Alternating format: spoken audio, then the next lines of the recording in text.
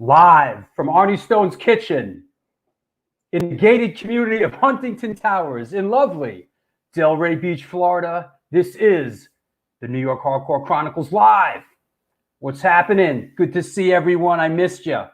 We are sponsored by New York Hardcore Comics, The Organic Grill, The Texas Silver Rush Chain, Reaction Records and Skateboards, your core hardcore fan page, DTFM, Vinyl Distro, and the Texas Silver Rush. What's up, everyone? It's been a minute. What's going on? Where's Arnie? Arnie's here. He's in the other room watching. We were just... You can't hear me over the beard, huh? All right. Yes, Steve. This is going to be a good one. I know you are a big fan of Chris and his work, and I'm excited to have him on, and this is going to be a great show. Hi, Lori Dawn. I hope you're well. What's up, Maddie? No alligators yet. Yes, Lenny, this is Sunday shout-out day. Rat Bones, what's up? Rat Bones, we'll see you on Wednesday with Joey Z. Put on a clean pair of underwear, because here we go. All right, put on a clean pair of underwear. There you go. What's up, Upstate Rick? What's up, John in the UK? Hey, Johanna, how's Pennsylvania? Hope the animals aren't biting you, hun. Steen in Denmark, what do you say? Al Baril, what's up? Hope you're well, Al, in Massachusetts. What's happening, Barry, in Australia? Keeping it unreal. All right. There you go. Please leave a message. I am currently watching the New York Hardcore. Yo, you want to talk about... Hold on a second. Let's bring on Steven Messina. What's up? What's up? What's going on? What's up with Mr. Potato Head, bro? Oh, for God's sake. Listen. If I wanted to blow up the spot, I bring my dad on to talk about Mr. and Mrs. Potato Head. The funny thing is they've been around. Your dad was in his 20s when that came out. Yo, my dad just can't wrap his head around it. He doesn't understand. He doesn't get it. Was there this a million people dead from COVID? People are storming the Capitol, and someone out there is worried about Mr. Potato Head. Yeah, this is one of the horses of the apocalypse right here. That's what this is. Oh, I got to shout out my neighbor. What's up? What's happening back home, buddy? Hello, neighbor. Yeah, that's my neighbor. That's Brett the Bookie, man. What's up, Brett? That's Brett the Bookie. It's my neighbor. All right, back in New York. What was the other bit that we were talking about that was funny as hell? Oh, Greece. What's going on with Greece? I think I read somewhere the sensitive types are saying that Greece promoted date rape or something. The movie Grease? Apparently. Is there a rape? Wait a second. Is there some sort of a rape scene in the movie Grease? Maybe I missed it.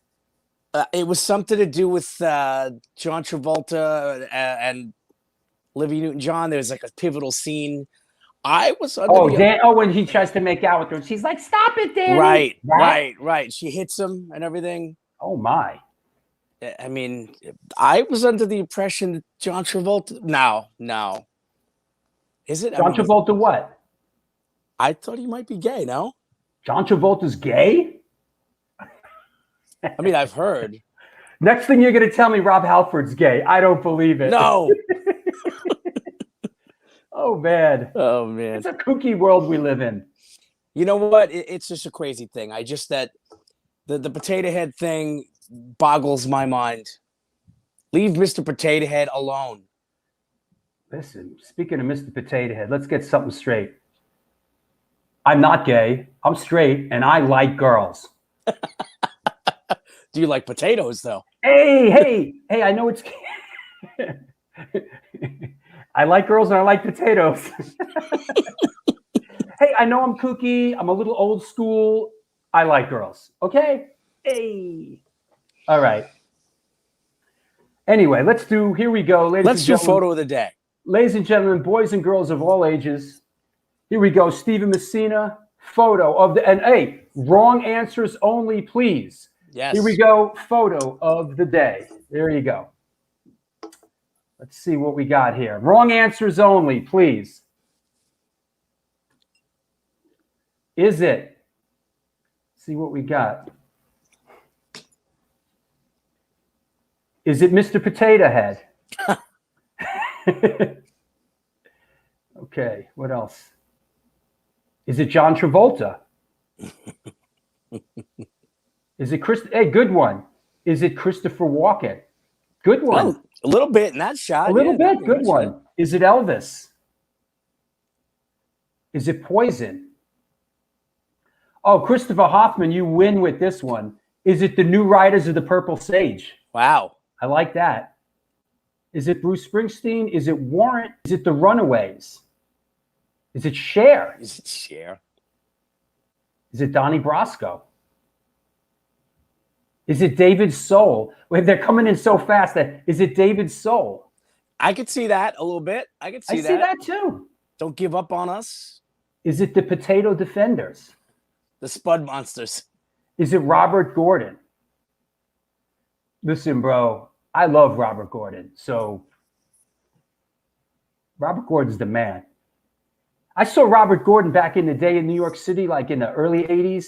Man, he was something to behold. He was great. Wasn't he one of the guys that wrote lyrics with the Dead? Robert Gordon? No. Who am I thinking of? Who's the guy that wrote a lot of lyrics? He wrote a lot of lyrics with the Grateful Dead. Oh, Robert Hunter, bro. Robert Hunter. That's who it was. Thank you. Oh, calm down, dude. Yeah, well. Robert Gordon was in the Tough Darts, man. Right. Tough Darts, Grateful Dead. Same thing. Yeah, bro. Tough Darts. Is it? Oh, here comes my neighbor. Wow. Brett the Bookie. Is it Eddie Cochran? Is it Killing Joke? Is it the Hollywood Vampires? Is it Robert Hunter? Look out of any window any morning. All right. Any right answers out there? No. Okay. Is it Fleetwood Mac? Yes, it's Fleetwood Mac. All right. Here we go. Is it Keanu Reeves' band Dog Star? Oh, I remember them. I remember them too. You know? All right, here we go. Right answers only. Is it X? Is it X? Is it X? Is it Exit City Winery? Oh, no. That would have been a good show, though. Wow. Did they play City Winery? I don't remember X playing City Winery. Is it X? That's too small. Is it Motorhead? It is most definitely X. Okay, tell us about it. This was a pretty awesome tour for me because I had never got to see X until this time. This is 2006 at the Nokia Theater in the city, which is now the PlayStation Theater. And it was X and the reunited Rollins Band. And it was, Rollins Band went on before. I'm a huge Rollins fan. So to see the reunited, Wait era lineup of the Rollins Band come back, and then X was awesome. It was a great show. And I snuck over to the side where I took the shot here and right over by Billy Zoom. And they were great. It was a great night. And, I had never seen, I don't know. Have you seen X before? I have never seen X play. This was my first X right here. And it was really good. I have never seen X.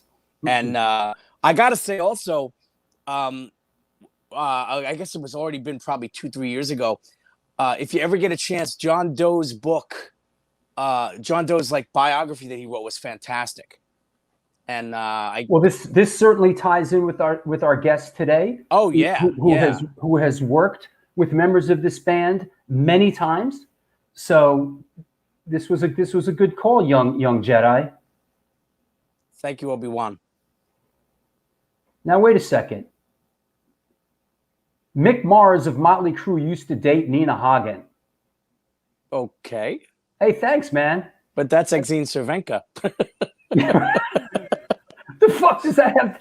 All right. John Travolta's gay? What? I don't believe it. Nina Hagen did used to do that great weird Oh, here version you of go. New Yeah, York, New yeah. York. Exene was married to Vigo, the actor. Yep. Wow, Aragorn from Lord of the Rings. Dude, he could never do any wrong in my book after playing that role, man. Oh, me too. You ever see Eastern Promises? He's a great actor. He is a great actor. Did you ever see Eastern Promises? It's like a Russian. It's like a Russian That mob phone movie. says, "Don't talk Star Wars while I'm not even there." What's up, Rat Bones? Oh man. Okay. Oh man. All right. Go on.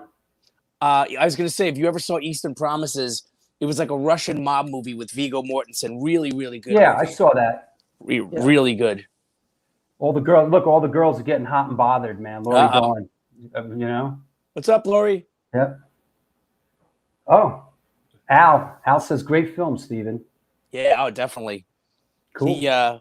He's always good. He was great in The Road. He's like a real. What was that film I just saw him in? The Green Book. The Green Book. Yeah, The Green Book. He was in that too. Is that right? Was he? Yeah, yes. He was. Yeah. He's good. He gets deep, you know. But he was actually the devil in the movie Prophecy with Christopher Walken years ago. Yeah, the Indian Runner. So that was good. Yeah. Yeah, I think this is going to be a lot of movie talk today. I feel it. Listen. I feel it. I can talk this hardcore shit till the cows come home, but I get excited when we could talk movie stuff. Oh, absolutely. Speaking of which, till the cows come home. What is that? What does that mean? Hey, what does that mean? The cows? The cows don't come home, or where do the cows? Where do they go? And why do they come home eventually? They got to charge their phones. I could hump her till the cows come home. Like, what does that mean? Till the cows come home? I guess once you let them out, they don't want to come home. Yeah. Fucking cows, man. History of Violence. That's another good one. Yeah. That's another good one. Although I thought the ending could have been a little better on that. Yeah. Till the cows come home. That's where the cows actually came home at the end. What do the cows do? It's like, what was that? What's that cartoon, The Far Side? Oh, yeah, yeah. I pictured them like in the back of the field, like smoking cigarettes and leaning up against the tree, like getting high, smoking, doing bong hits. Okay, here they go. Kevin from the A7 says they wander in the fields, eat, and then come back to the barn. Okay. Thank you. Moo.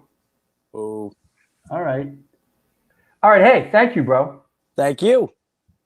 And we'll talk to you soon. What are you drinking? Everybody wants to know what you're drinking.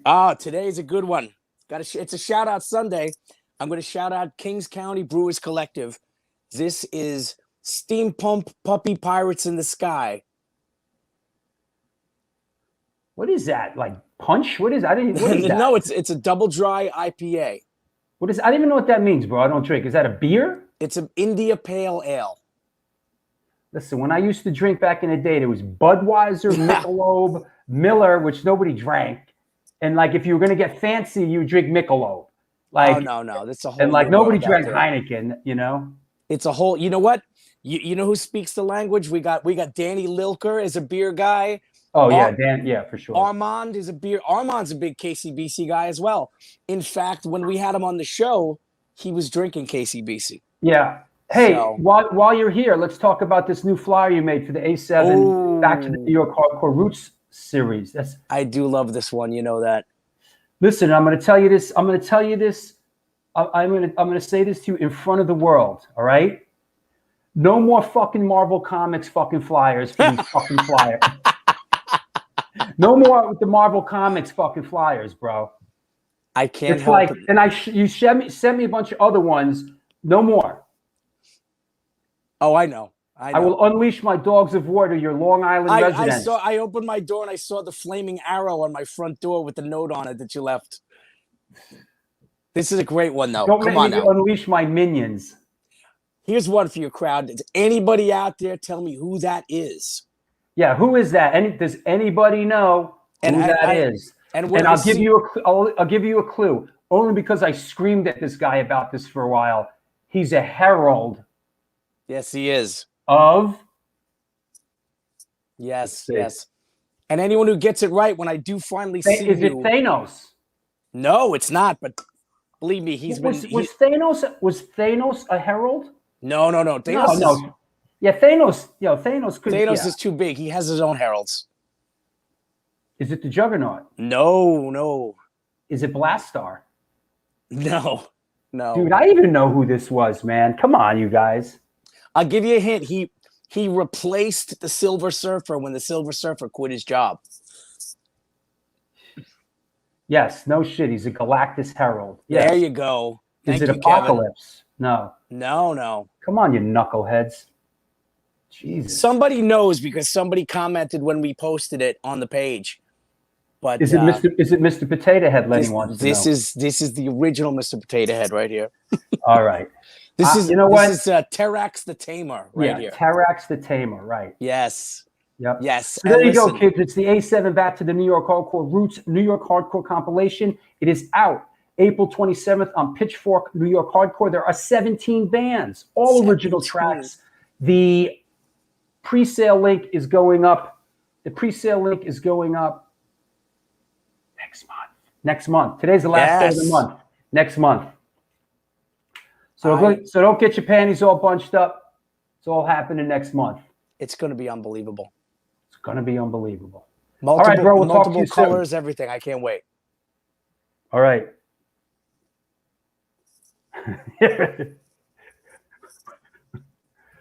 See you guys. All right. I'll see you. There you go. The hardcore shutterbug, Steven Messina. That said, is everybody behaving themselves? Here we go. All right, good. Hey, you know what? Let's bring our guest on. We'll you know what? No, actually, hold on. Let me do a quick sponsor thing. Relax a second. What's your rush? It's a Sunday. It's Sunday shout out day. What's your rush? Let's see. Hold on. Like I said, and I'll say it many more times during the course of the show, this is the New York Hardcore Chronicles Live, and we are sponsored by Chain Reaction Records and Skateboards, located in Lakewood, Colorado, is the Rocky Mountain headquarters for all things punk, hardcore, and metal. Established in 2014, they have the largest selection of records, CDs, shirts, stickers, patches, and accessories between Chicago and Los Angeles. From the pit to the ditch, they got your back. Get in touch with them at www.chainreactionrecords.com. It is Sunday shout out day. Shouting out Josh and everybody out in Denver at Chain Reaction Records. They just put out the new End of Hope vinyl. Also, shouting out hard, DTFM Vinyl Distro. It's a record store that specializes in underground music, punk, ska, hardcore, metal, and more. Not sure what more there is. Located in the heart of Fargo, North Dakota's industrial district. Shop in person or at line at www.dtfmvinyldistro.com, where the motto is death to false metal. One last one, and then we'll bring our guest on. Your Core Hardcore fan page. What's up, Chris? In the wake of the pandemic, Your Core Chris created Your Core fan page, utilizing lessons learned from over 20 years of being an educator and social worker. He decided to try and reach where hardcore punk and the surrounding genre of bands create not only their music, but their message. The interviews are from a psychological perspective to harvest motivation, personal insight, and perspective. Please reach out to them on Facebook or Instagram if you have content to share or you want to promote your band, Your Core fan page. That said, let's make it a party. Let's clear the deck. Is everybody behaving themselves? What's up, Vinny Dope? What's up, Nick Black Sabbath? Here we go. Shout out to Miss Pac-Man. Okay, good. Here we go. All right, that said, today's guest is a poet, rock critic, singer, writer, actor, and filmmaker. Musically, he is known as a solo artist, as well as his work with the Divine Horseman and Stone by Stone, but is perhaps best known for his work as the lead singer and founder of the early LA punk death rock band, The Flesh Eaters. As an author, he has penned numerous titles through the years, including the epic Gun and Sword, an encyclopedia of Japanese gangster films, 1955 to 1980. Please welcome, coming at us from Highland Park, California, LA old school punk represent, Mr. Chris Desjardins. Hey, man. Hey, Drew. How are you, buddy? Good, good. Yeah, I was going to ask you beforehand if it was okay to drop F-bombs, and then you went off on your buddy Steve about the Marvel Comics thing, and oh, okay, yeah, I can, if I need to slip the F word in there, it's okay. Yeah, it's okay. It's pretty loose here, All right. Yeah. How you doing? Thanks for coming on. Tell Pretty us. good. Yeah, tell us what. Since the zombie apocalypse hit, how's your life? Has it changed, and what's happening? Well, I was already, I've got this thing that I occasionally joke about on Facebook. The Chris D isolation chamber patent pending, which was in use way before the lockdown. So, but it's been getting a real workout since actually a year ago. So, this last year has been at the beginning of last year, I had an episode where I was in a hospital overnight because I was getting ready for a hernia operation. First time I ever have had a real operation. It was originally going to be the first week of January. And the doctor wanted me to get a colonoscopy because I hadn't had one in 13 years, although the last one had been fine, and which gives you a pass for 10 years. And so I did the prep, which was really gnarly, as anybody who's had to do that knows. Uh-huh. And you have to drink a gallon of the radioactive shit, right? Yeah, and it's so salty, and it's awful. And that's the worst part of it, really. I mean, the actual colonoscopy is nothing, but I was not, it was awful. and I was really dehydrated, and I was underslept. Ex-girlfriend of mine, Juanita, who's like family to me, she gave me a ride. It was like, I had to be there 6:30 in the morning, and she had to stick around. They have you stick around, but when they were almost done with the procedure, my heart rate went up to 120, and it was also an arrhythmia, and they thought I was going to come down, and they were almost done, and everything was clear, and they thought, well, you know what, let's just get out early. There are only a few minutes to go, so they got out, and they brought me around. I wasn't feeling any symptoms from this heart rate or anything, and but my heart rate didn't go down below that. It was still around 120 after about half an hour, and they said, we're going to take you over to Cedars, which is about 4 blocks away, and have them check you out. And I go, okay, I thought I could drive over there. It was only 4 or 5 blocks away, and I thought I could drive over there with Juanita, but they wanted to give me an ambulance. So I'm a Medicare, so I thought, well, whatever. So they drive me over in an ambulance, and Juanita sticks around for a whole 3 hours while they're checking me out, and they can't get the fibrillation to stop or my heart rate below 110. So they decided to keep me overnight, and I knew this was from that goddamn prep that they gave me, because I was underslept, I was dehydrated. And this is all happening right at the beginning of the pandemic? This is happening on December 28th and 29th of December 19. Of 2019. I'm supposed to have the hernia operation a week later. Overnight they got the heart rate down, and 2 weeks later I was out of a fibrillation or whatever, and my doctor said I was fine. But I had to reschedule my hernia operation, so they rescheduled it for the first week of March, which I went in and did, and there was no problem. But a week after the operation, the lockdown happened, and it's just been, Well, you had some good recovery time. Yeah, I was going to be laid up for a couple of weeks anyway, because you really can't. I mean, some people can get up and go. I mean, if you're 20 years old, you can get up and go in a few days. But it was pretty sore, and but I was all right, and it's healed up fine. And So you didn't have shows booked or anything, right? No. There weren't any shows booked. Although we had already Divine Horseman, which is also reunited during 2019. Right.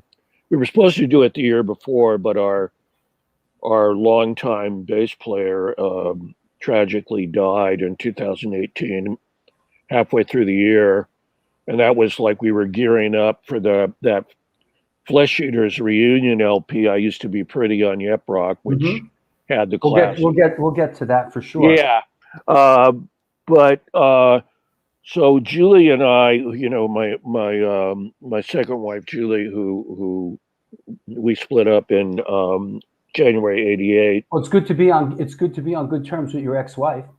Yeah, well, I'm me too. I'm on good terms with my ex-wife. I'm friends with all my exes. I mean, my latest, who you know very well, I'd love to be in touch with. She's the only one I'm not in touch with. Well, listen, it's an odd thing. Let me ask you, how did you come up? How did music come into your life? Did you grow up in a musical household? Not really. My dad was a scientist, and he was a plant pathologist, which is basically a plant virologist. But he studies and researches the diseases of plants, and he worked at UC Riverside.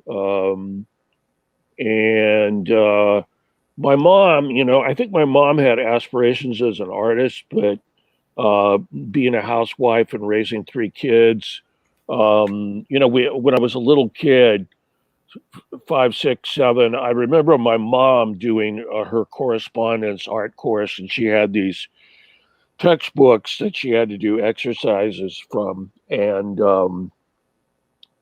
but she pretty much let that slide after a while, and she just kind of became the traditional housewife. And both my parents were very conservative, especially my mother, really conservative Catholic. In fact, it's funny because after my parents, my dad passed in 2003 and my mom in 2009. A few years later, my I can't remember if my brother or my sister told me, not that the political party affiliation is not relevant to anything, but they told me my dad had been a Democrat till he met my mother, and then my mother kind of browbeat him into becoming a Republican, which I thought was kind of hilarious and tragic at the same time. But I excuse my digressions. I go off on the slightest little chance. I'm gonna try to reel you back in. So don't be insulted. Yeah. Music. What's the first music that you remember coming into your realm? Well, we had a piano growing up, not a grand piano, but a stand-up piano. By the time I was 5 or 6, and I remember I did take piano lessons. And, I went to a Catholic school, parochial school in Riverside, St. Francis de Sales grade school. And they had music lessons in the convent. And the nun I had, she was a real hard, I had some nuns that were really cool. And then I had some that were just, they were rage machines. So, And the teacher I had, she was the nun. She was the only Asian nun Wow. I had ever seen until that point. I think she was actually maybe Japanese American. I'm not positive. But she was my piano teacher. But she really would lose her temper when I couldn't keep in time and do all that stuff. So I really went sour on the actual formal music learning at a very young age. And I didn't address it again till I was seventh, eighth grade and getting ready for high school. And I first heard the Rolling Stones and the Beach Boys and the Beatles. I wasn't that big a Beatles fan. I love the So Rolling. you grew up I in love the Rolling you grew up in Stones. California, right? Yeah, I grew up in Riverside, California. Right. Like the sister city of Riverside is San Bernardino, which had the Swing Auditorium. In fact, the first Rolling Stones show in the United States was at Swing Auditorium. Wow. It was in I don't know 1964, I 63? think, 64 or. Of course, I was way too young to go. I was like, what was I then? I was born in '53, so I was like probably 11 or 12 years old. The Rolling Stones launched their first American tour with the performance at San Bernardino Swing Auditorium on the night of June 5th, 1964. Yep. And that's when I became conscious of Swing Auditorium. I get that I must have filed that away in the back of my head because that was a frequent haunt during my late high school, early college years, because there were all kinds of shows there. Everybody played there. Led Zeppelin, Steppenwolf.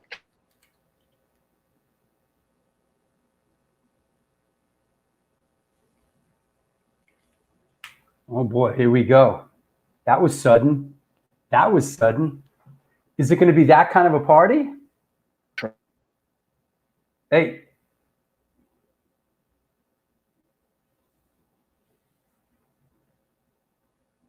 All right. We'll punt. Wait for Chris to sign off and sign back on. In the meantime, I'll tell you what. Talk a little bit about this upcoming shows. When in doubt, punt the ball. Hey, coming up on Wednesday, Joey Z from Life of Agony. Wednesday, March 3rd, Joey Z. A week from today, March 7th, Kurt Vanderhoof from the Lewd and Metal Church. Wednesday, March 10th, my brother's coming on the show. Evan B. Stone, cinematographer, Expedition Unknown, Naked and Afraid, all kinds of other stuff. Sunday, March 14th, Mike Gitter, A&R exec Mike Gitter, journalist as well, been involved with a lot of bands. And then on Sunday, March 21st, the return of Jimmy G from Murphy's Law. And then Sunday, March 28th, John Jesse from Nausea. So those are the shows coming up in March. Joey Z, Kurt Vanderhoof, Evan B. Stowe, Mike Gitter, Jimmy G, and John Jesse. In the meantime, let's see. Yeah, Jimmy G's gonna be good. Hopefully, Chris signs off and signs back on, and that's not the end of it. That was crazy. What else? I don't know. That happened quick. Yeah, the Satari effect. You never know. When's Lenny going to be on? Lenny's been on. We'll bring Lenny on. Alberil says he'll do the show at some point, so we'll take him at that. Oh, shout out to Christine. Speaking of ex-wife, shout out to Christine Cambria and her awesome artwork behind Drew. There you go. Actually, I just did help Christine set up an art show down here that she just did in Stewart.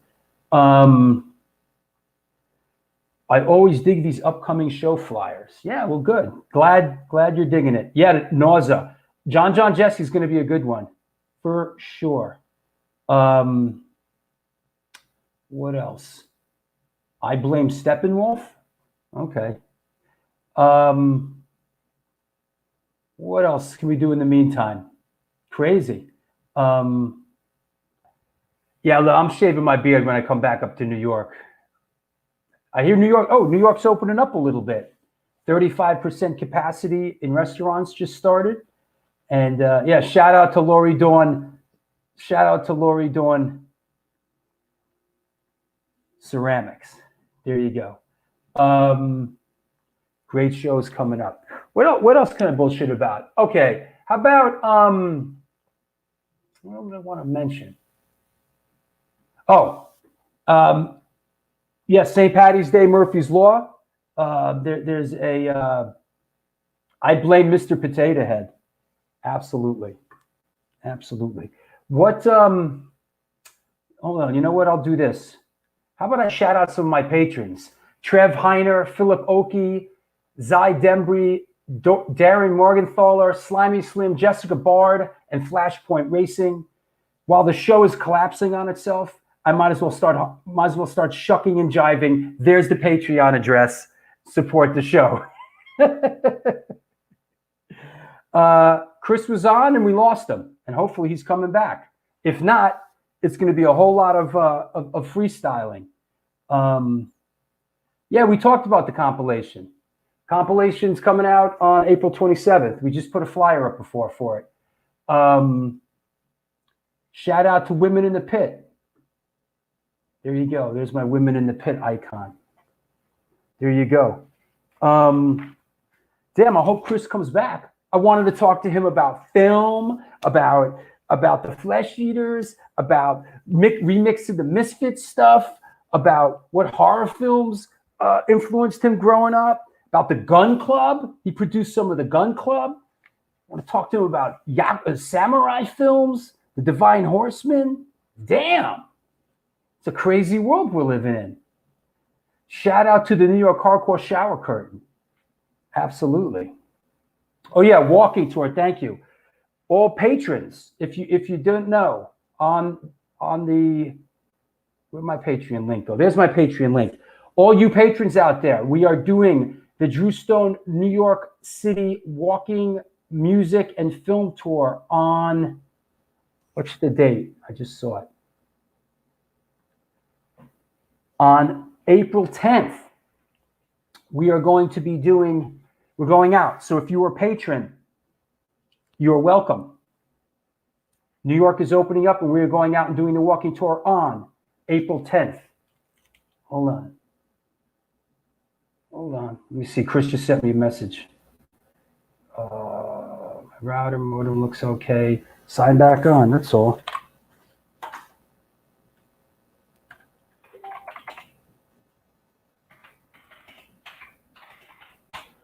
Sign back on. Follow the link. Bam. We didn't get too deep, did we? So, yep. Return of the Living Dead was my Flesh Eaters intro. Okay. This is a first. Yeah, it won't be a last. I don't get too stressed out by it anymore. 110 shows into it, you know? Could be worse. What else?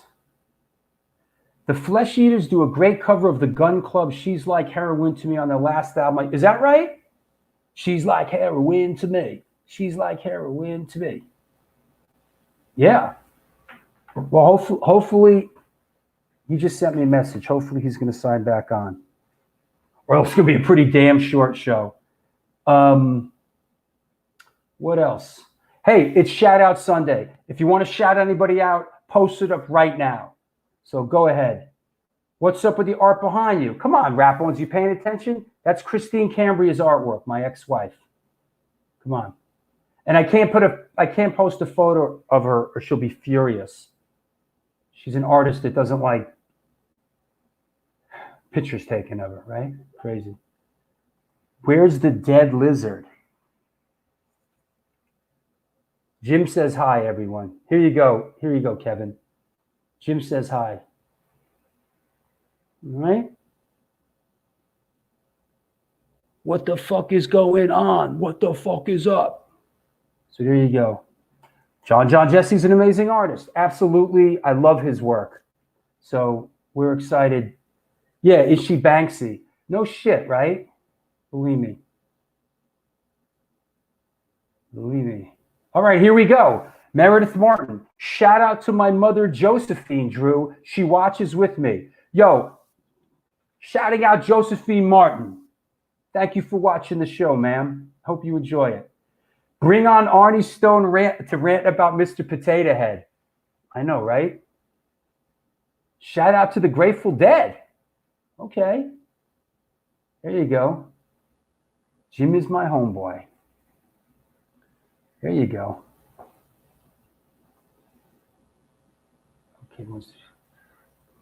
Okay. He says once the beach ball stops rolling. Well, when we get Chris back on, we're gonna have to like pummel him with questions real quick. Like, boom. What's the first question? Let's just do this. When Chris comes on the show, when Chris comes back on the show, let's just take questions from the audience. So post some questions for Chris. Yeah. Shout out to Jersey Fresh Tom's River Crew. Okay. Shout out to Pugsy We All Die. Shout out to Jim. Right on. Patricia Morrison was in the gun club for a while, wasn't she? I do not know. Al would know that. Al, you know about that? Jurassic Punk Al? Ciao, I'm late. Don't worry, you're not missing anything.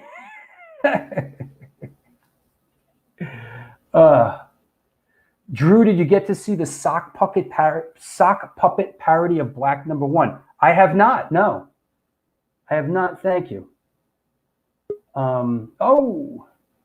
Hey, what's up? Hey, Drew. Sorry about that. Technical difficulties. I think it's just going everywhere, man. It happens. Man. All right.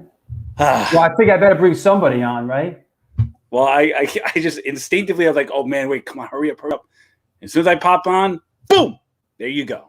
The whole shit house is caving in here. But we're still holding it together, Drew. We're still holding it together. Steve says yes, she was in the gun club. Shout out to Arnie Stone. There you go. Right on. Should we do record of the week? Whenever you're ready, Drew. You know what? We were going to do it with him, but you know, time is of the essence. Of the essence. So let's do. Here we go. Sid the Kid. Let me clear everything. Oh wait, my banner and the little thing too, Drew. I know before we kick that off. Can we do album of the week first, bro? Hey, you always tell me. Okay, here we go. Sid the Kid, album of the week. Boom. Damn right, everybody. I mean, it was only fitting, you know, having Chris actually working on this record itself. It was only fitting to bring it up actually and to try to get a little bit more information on it, as much as I did a lot of research on this record. Obviously here, this is the What We Do Is Secret 12-inch EP released by the Germs in 1981, came out on Slash Records. Basically, it was tracks taken from some of their earlier works. And I believe on the B side is basically songs from the last ever gig they did before they reunited. And, you know, it's a pretty straight up just like quote unquote hardcore punk record. It's not necessarily so much to be said unless you've heard the record itself. It's not, you know, what you would consider tight or, you know, efficient, but it was just something within the rawness of the record itself that you could totally hear it from that recording, you know, itself. It, you know, as I said before, it's not too much to be said off, you know, my research, but it definitely is a good record. I would recommend that, you know, take a listen to it if you haven't yet. And, you know, that's all I can really say about it, Drew.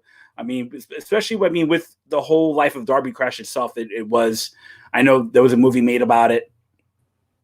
And, you know, even some of the footage from, I believe, The Decline of Western Civilization just kind of gave a little insight into his life and just how chaotic he was. It wasn't, you know, it wasn't necessarily. Is that right? Is that right, Al? You can hear Mike Muir talking on that live. I know there's some live banter on this. Yeah, it's on the B side, but I wasn't sure if Mike Muir is actually talking on that. That I didn't know, you know. No, I've never seen the film. I have not seen the film. It's And I mean, it's if you're a punk rock historian, you want to know a little more about it, it's all right. But if you're a purist, it's, you know, it could be hot or cold on that one. The back photo itself, believe it or not, that was a still taking from the Decline of Western Civilization itself. Yeah, I mean, as far as I know about this record, it was, I know Chris remixed it with Pat Smear, and it was a couple of like I think a compilation track or two, a couple B-sides, and some live stuff kind of cobbled together after Darby Crash passed away and released as an EP. Yeah, and the weird thing is, and in some weird sense too, he passed the day that John Lennon was shot. So in some weird sense. Oh, that's right. If Lennon wasn't murdered, believe it or not, it would not be as a big deal in the news.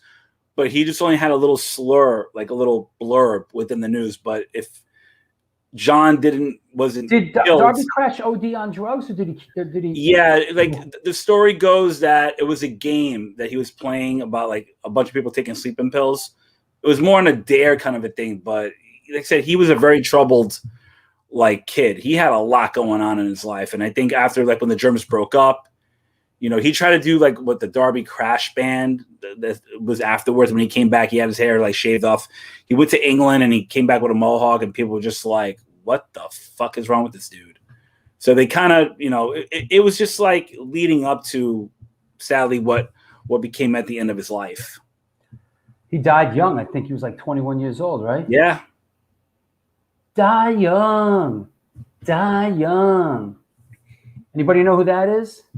Nope. I wouldn't know that either. Die young. Die young. Anybody. I'd be impressed if anybody got that. And I mean, at least like, you know, the band, I mean, like Don here and there will do music here. He nailed it. It was Black Sabbath. There you go. It was Ronnie James Dio, Black Sabbath, Die Young. Die Young. I mean, Die Young. Wow, everybody got it. Years later, right. I mean, even with the. Let me tell you, hold on. Listen, I'm going to turn. You want to talk about a great record? Fucking Dio singing on that Mob. Was that Mob Rules or was that Heaven and Hell? Heaven and Hell. That record is fucking great. Smokes. Yeah, it's right. And but no, like, well, but I was also trying to say too, within the context of all what's going on here, is you know, even Pat Smear did have like a more of a connection years later, even though he wasn't doing the Germs, he did a lot of work with Nirvana. And funny enough, within that in itself, Big John Duncan from The Exploited also worked with Nirvana too. So there definitely was like that punk rock connection with grunge, as much as a lot of people don't really talk about it. You know, I got a request to go on a Phil Collins rant here. So I'm going to take this opportunity to just say, next to Billy Joel, the artist I hate most would be Phil Collins. And I can't stand that fucking guy. Studio, all that shit sucks. And fuck Genesis too while we're at it, you know? Fuck the Lamb Lays Down on Broadway. Come on, you don't like that song? Do. Hey, that's the only part of Phil Collins I'll even go with. But on that note, guys. Listen, bro, Phil Collins, if anybody out there thinks they like Phil Collins, they only think they like Phil Collins because they've been brainwashed because FM radio played that crap so much to the point where like, hey, I think I like this. Believe me when I tell you it sucks. I mean, hey, it's record music industry shit, Drew. It always gets punked through the radio like that. But anyway, all right, guys, really quick. We'll finish this off because we could try to get guests back on. Also, you can see right there. Finally, I did get Richie from Sick of It All to do a live interview for the radio show. If you're on Instagram, you know, feel free to follow me over on @SidTheKid_Sound System. This is going to be next Wednesday, March 10th at 7 p.m. New York time. It's definitely going to be fun. I got a ton of questions to ask Richie about Sick of It All and when he was in Reach, and of course the new project he's doing, which is called War Orphan. And, you know, definitely check it out. And besides that, I have literally 6 guests lined up for the next 3 months, and each one gets better every 2 weeks. So I'm like really looking forward to it. Sid the Kid making big moves. Hey, Drew, somebody had to push me. You're one of those people. Like, come on, get the hurry the fuck up. No, Sid, you're giving it a push. You're You giving know, it a but- push. Yeah, Drew, like I said, but that, come on. We can still hate on Phil Collins. I still giggle at it, but that one drum part is like iconic. Fuck that. Look, I put it in the loose term. What about Yes? I'll tell How you what about Yes No? record I like. I like the Yes record Drama with the two guys from the Buggles. That record smokes. It wasn't supposed to be a Yes record, but the label made them call it a Yes record. That's because that fairy ass singer of theirs, what was his name? What's the singer of Yes? John Anderson doesn't sing on that record. It's like the Buggles. Like it's like the dude they did video killed the radio star. Yo, Yes Drama is a great record. I mean, Right? the only time I even knew about the band, I mean, I've heard of them like when I was a kid. I had a kid in junior high school rock a Yes shirt, which was like very unusual. Like, because there were no kids who were into rock and roll. Like, everybody was into hip hop and rap. I was the only kid like listening to punk Trevor rock. Horn. Exactly. But- Trevor Horn. And it was like this weird glittered, multicolored, weird ass like screening, but it was in the Yes logo, and I was like, "What the?" One of the first concerts I ever saw was Yes in the Round at Madison Square Garden.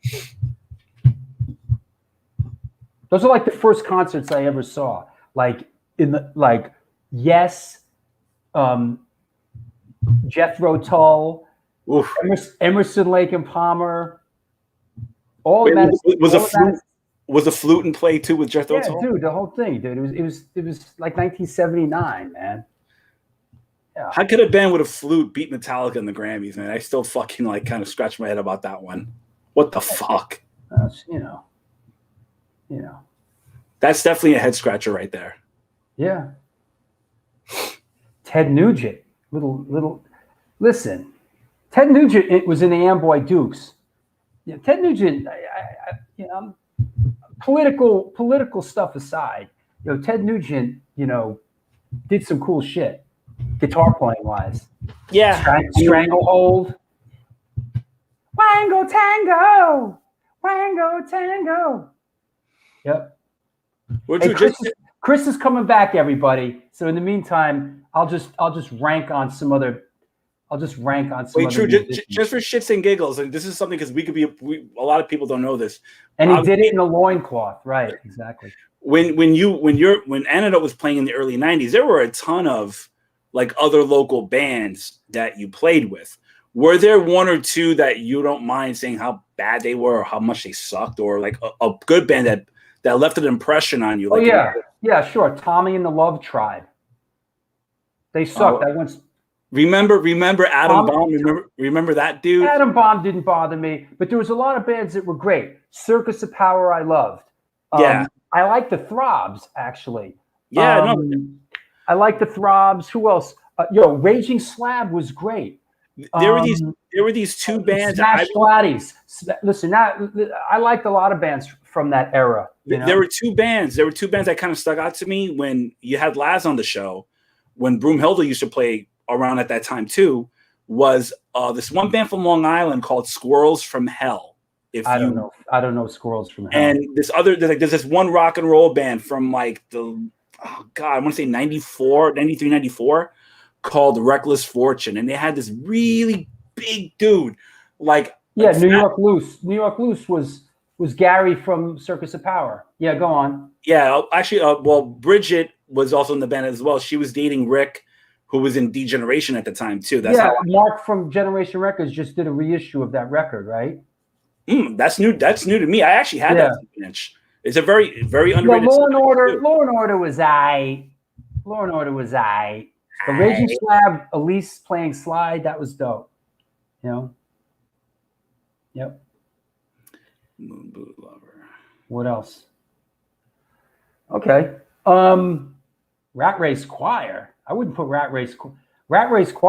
I wouldn't put Rat Race Choir in that. When I think of Rat Race Choir, I think of sort of like that whole like Long Island, Jersey circuit. Rat Race Choir, the Good Rats, Twisted Sister, Zebra, L'Amour's, that whole sort of circuit. That Rat Race Choir, yeah. But those early 90s shows at the Cat. The Spin Doctors, man, Spin. What was that's that Spin Doctor song?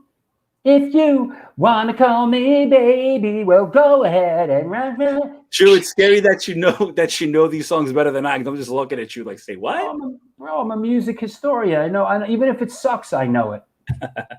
You know? What's the best cock rock band? This is what Maddie Solberg is asking. What's a cock rock band? What would be a cock rock band be like? Oh, Jesus Christ. Like Manowar? Crystal Ship. Yeah, good one. Crystal Ship was a Doors cover band. Right? Yeah, no, I think Crystal Ship is being built 1,000. unless that was the same Doors cover band. They used to play a lot at Wetlands in the mid '90s. I don't know if that's the same band though. Wouldn't the best yacht rock band be like the Eagles? Or who's the other guy? Chris Christopherson. No, he's the king. He's the king of yacht rock. Wasting away again in Margaritaville, searching for my lost shaker of salt. You know who that is? Shoot, Drew, because I'm fucking. Oh, that's Jimmy Buffett, man. Oh, geez. Oh, wait, I'm not hating on Jimmy Buffett. I'm not mad at Christopher Cross, man. Christopher Cross. I'm not mad at Christopher Cross. He's all right. H2O. Ride like the wind. H2O would have me play Sailing at the end of their set by Christopher Cross. I was like, really, dude? Like, it was like such an unusual send-off song for the end of the night. Yep. All right. Listen, stick around because Chris is going to come back on, and then when it blows apart again, I need you to come on and be my foil. Oh, Jesus Christ. Like, where's Rat Bones? Wait, where's the comedy relief when you need it, though? Because I sure as hell I'm not that guy. Yep. All right, I'll talk to you in a bit. Hey, man. Hey, sorry about that. I don't know what the hell's going on with my computer. I've got an older computer, but I've been keeping the operating system updated and the browsers but I when I restarted it, I disabled this video converter app. All right. Well, let's hope for the best. So let's pop a couple. Let's get up to speed. Let's pop a couple. Let me ask you this: as a child, as a kid growing up, what horror films resonated with you? Is there anything that grabbed you as a kid that really resonated with you, film wise?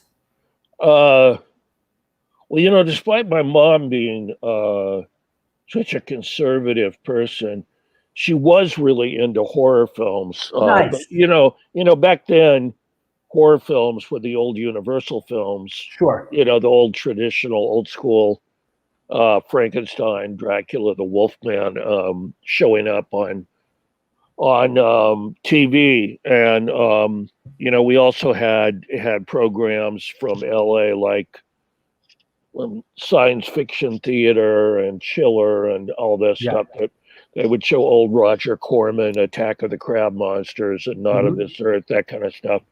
So, but all the Universal horror monsters from the early 1930s, when I was like 6, 7 years old, my mom let us watch. That's awesome. And because she was into them too, and then as years went on, I mean, I was just a big horror sci-fi buff, but the black and white sci-fi, it's not like the sci-fi of the late 1970s on, where everybody became so obsessed with the hardware, and all this, and then later the CGI.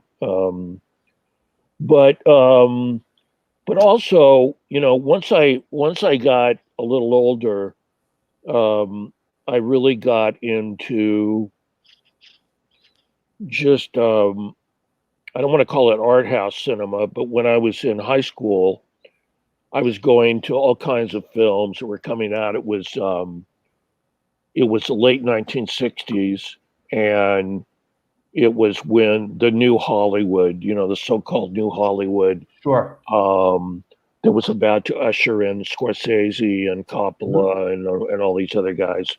But is it safe to say that Easy Rider heralded in the new Hollywood?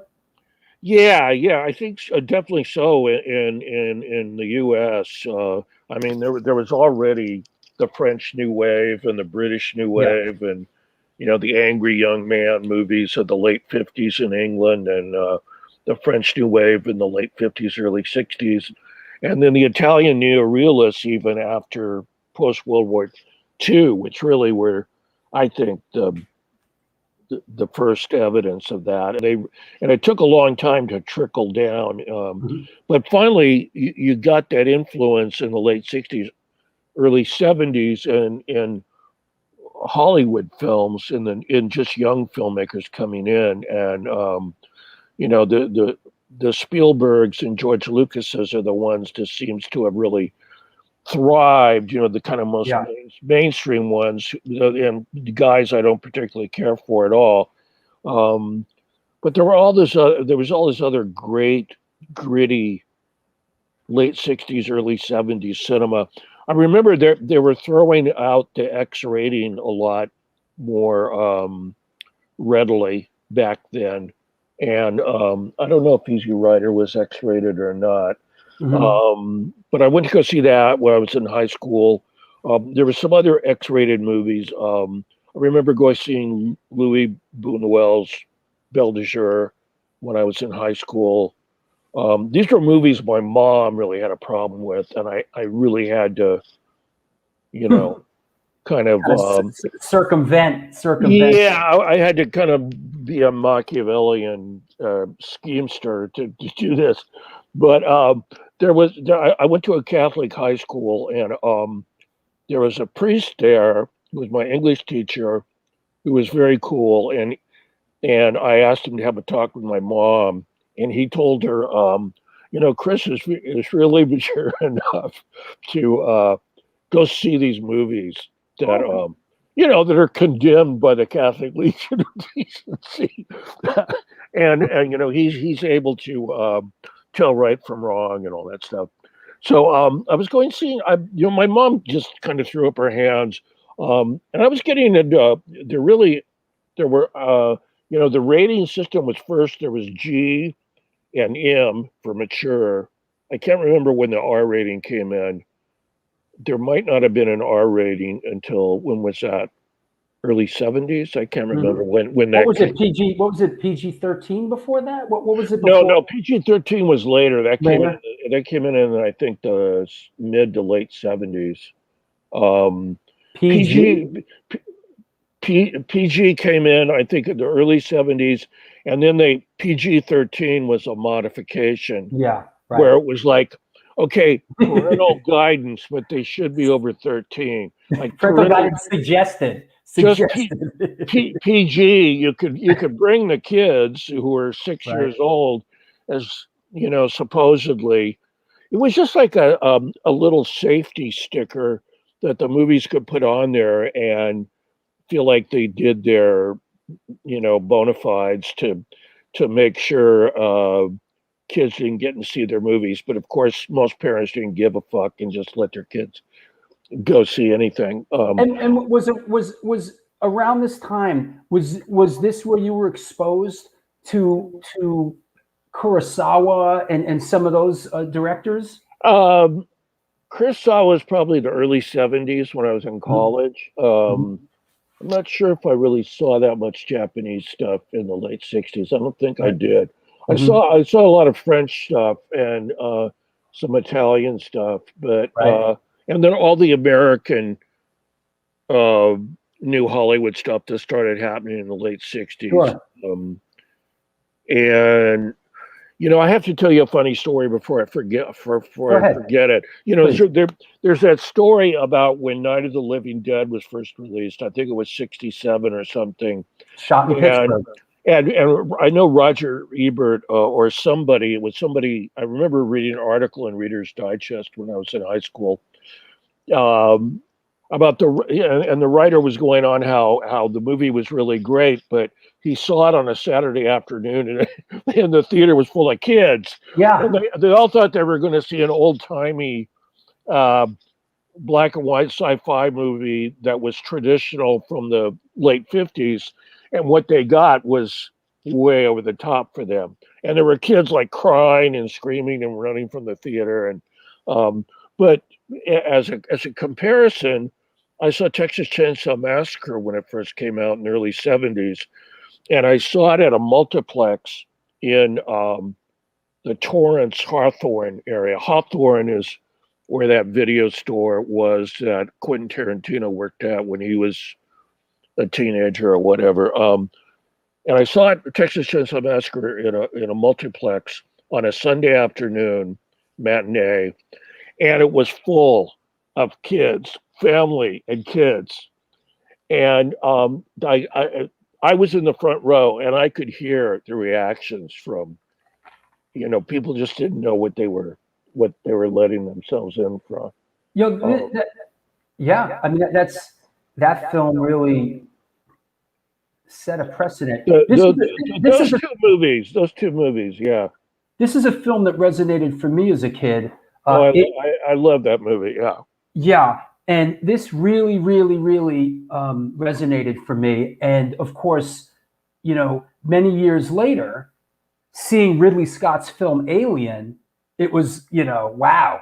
Yeah. They really took this film verbatim and just updated. So if anybody out there is a lover of the Alien series and you want to go back to the roots, go see It, Terror from Beyond Space. This film terrified me as a kid. Great concept. It's really the template that they did Alien with. What's interesting, I see they don't have the music score credits on here. I think Paul Sawtelle did the music for this, and he's the guy. Paul Sawtelle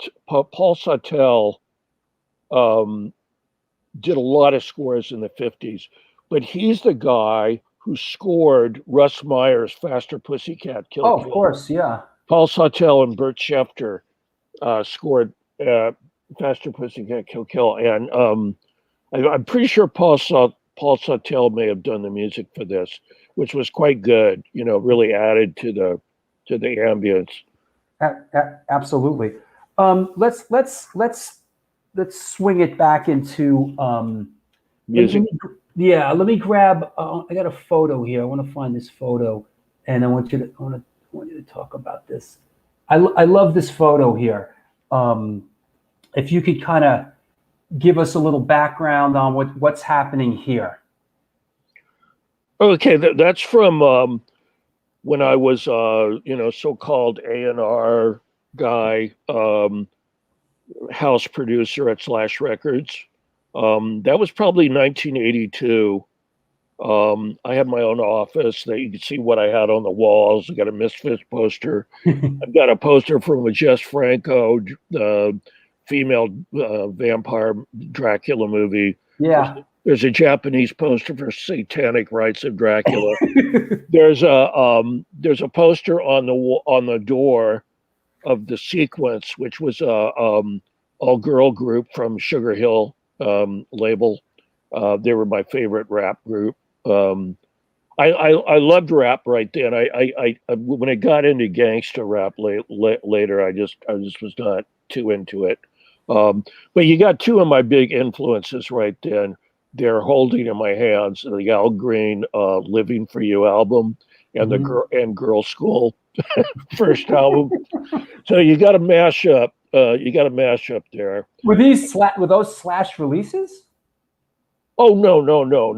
They were just albums. That was a session, a photo session I did. It might have been. This is when I met the journalist Sylvie Simmons, who I subsequently became friends with. She was writing for Sounds, and she was British, and she lives in San Francisco now. But she, of course, wrote that Leonard Cohen bio, which was a huge bestseller all over the world. But she interviewed me for Sounds, and I think these were photos that the photographer Ann Suma took. And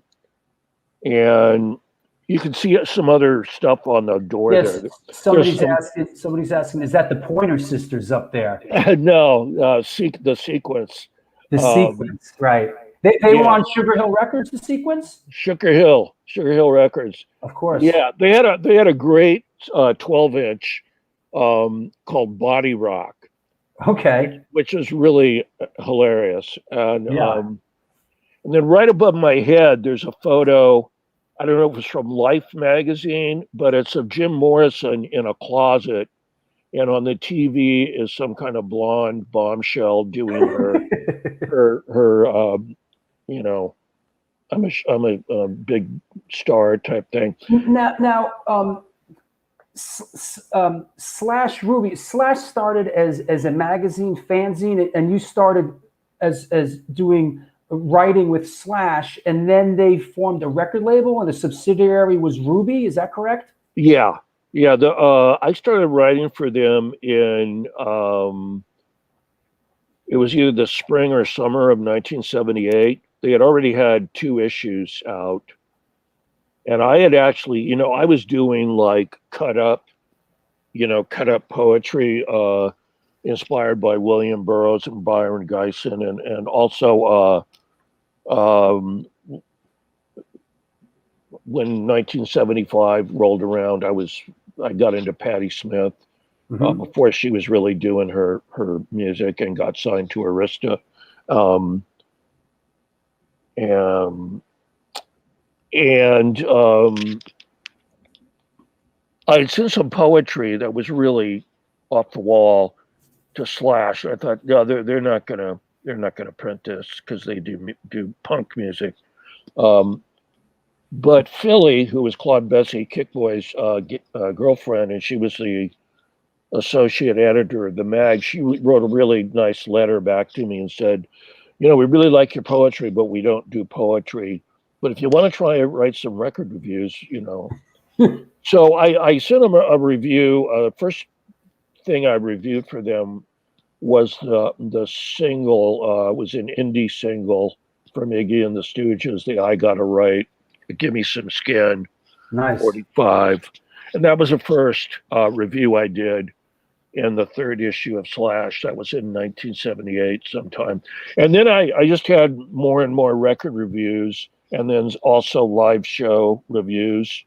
And the magazine went until late 1980. And by then I was actually one of the only paid people on the Slash magazine payroll, because I was helping them do the distribution. I was down in the storeroom and I was rolling up 10, 12, 15, 20 issues of Slash, packaging it in brown paper, tying it up with string as well as tape, and then addressing it. I was shipping them off to record stores, newsstands, bookstores all over the U.S. That they had distribution in, and also subscriptions, people who had subscriptions. So that was one of the only paid gigs at Slash Magazine. And that was about the time that Claude and Philly really kind of started to fade into the background, because Bob Biggs was taking over the magazine because they were having financial difficulties. And he was the one who backed the starting of the label. And he became the head of the label. And Claude and Philly ended up moving to London. And so one of our people, Lenny's asking, whatever happened to Claude Bessie, aka Kickboy Face from Slash? Yeah, he moved to, he was involved in the record company only in the first, there were a couple singles. They did a single by the Plugs. Oh, yeah. And there was a single. Was it a Germ single, or did Danger House do that single? I think it was Slash. I'll look it up. There was a Lexicon Devil, and I can't remember the other 2 songs. It was like a 3-song 7-inch, and then after those singles, Claude and Philly were off to London. They were already kind of it was becoming a little too mainstream. And they wanted to go back over to Europe anyway. So and Bob Biggs really took over. He's the one who had hired me to do the sending out of the magazine. And I was one of the first people he hired on the label. And was the label Slash or was the label Ruby? It was Slash. Right. And before I was really working in the office on the label, they were recording the Germs album. Joan Jett was down at Quad Tech Studios, which I would later record in. But she was recording, the Germs, that GI album. Yep. That was the first Slash album. And then the next releases were Los Angeles by X. And now we're talking. That was when they started. 81 was when they started the Ruby, the Ruby Records subsidiary, which were for albums that they weren't going to spend any money on at all. Let me ask you. You mentioned the X record. I mean, I know looking back, it's an iconic record. Did it do well at the time? Was it viewed as a success? Actually, I believe it did do well at the time. Right. I had become friends with those guys. I knew John and Exene separately before they were even a couple from Beyond Baroque, which is the literary poetry kind of center of Venice, California. I met both of them in 75 or 76 before they were even a couple. And then I didn't really know them. I wasn't really friends with them. I was friendly, but I hardly ever saw them. And when I was starting to go to shows at the Mask in early 77, I saw X and I go, oh my God, I know John and Exene. And I went up and talked to him. And we became friends after that. And my girlfriend at the time, Judith, we used to go over to their garage and listen to them rehearse. And that was before even DJ Bonebreak was in the band. DJ was in a band called The Eyes with Joe Ramirez, who ended up playing guitar on some of the first song, on the Flesh Eaters, No Questions Asked.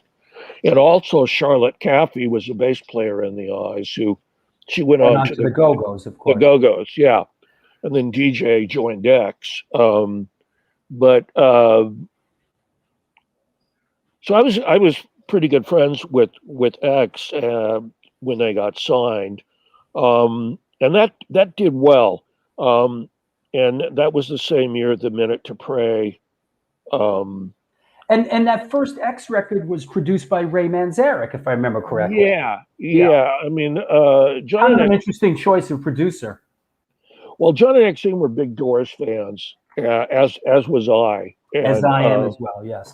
Yeah, and so Ray Manzarek somehow got wind that they were Doors fans, went to go see him, and he recognized they were not the run of the mill thing. They weren't really new wave, but they really weren't hardcore punk. Of course, hardcore punk really wasn't even a thing yet. It was just punk, whatever you want to call it. I mean, looking back, it's sort of humorous back then. What was they called Tom Petty punk?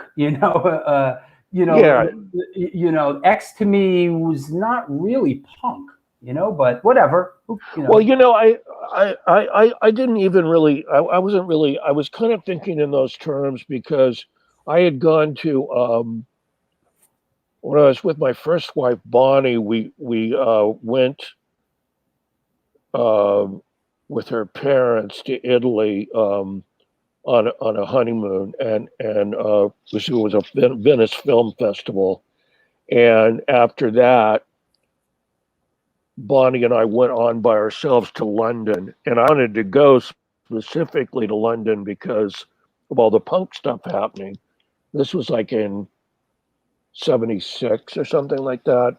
And the Sex Pistols album and Clash's first album the Damned album, I'm Stranded by the Saints from Australia, the Vibrators, all that stuff was out already and wasn't out in the States yet. So I bought all those records and brought them back with me.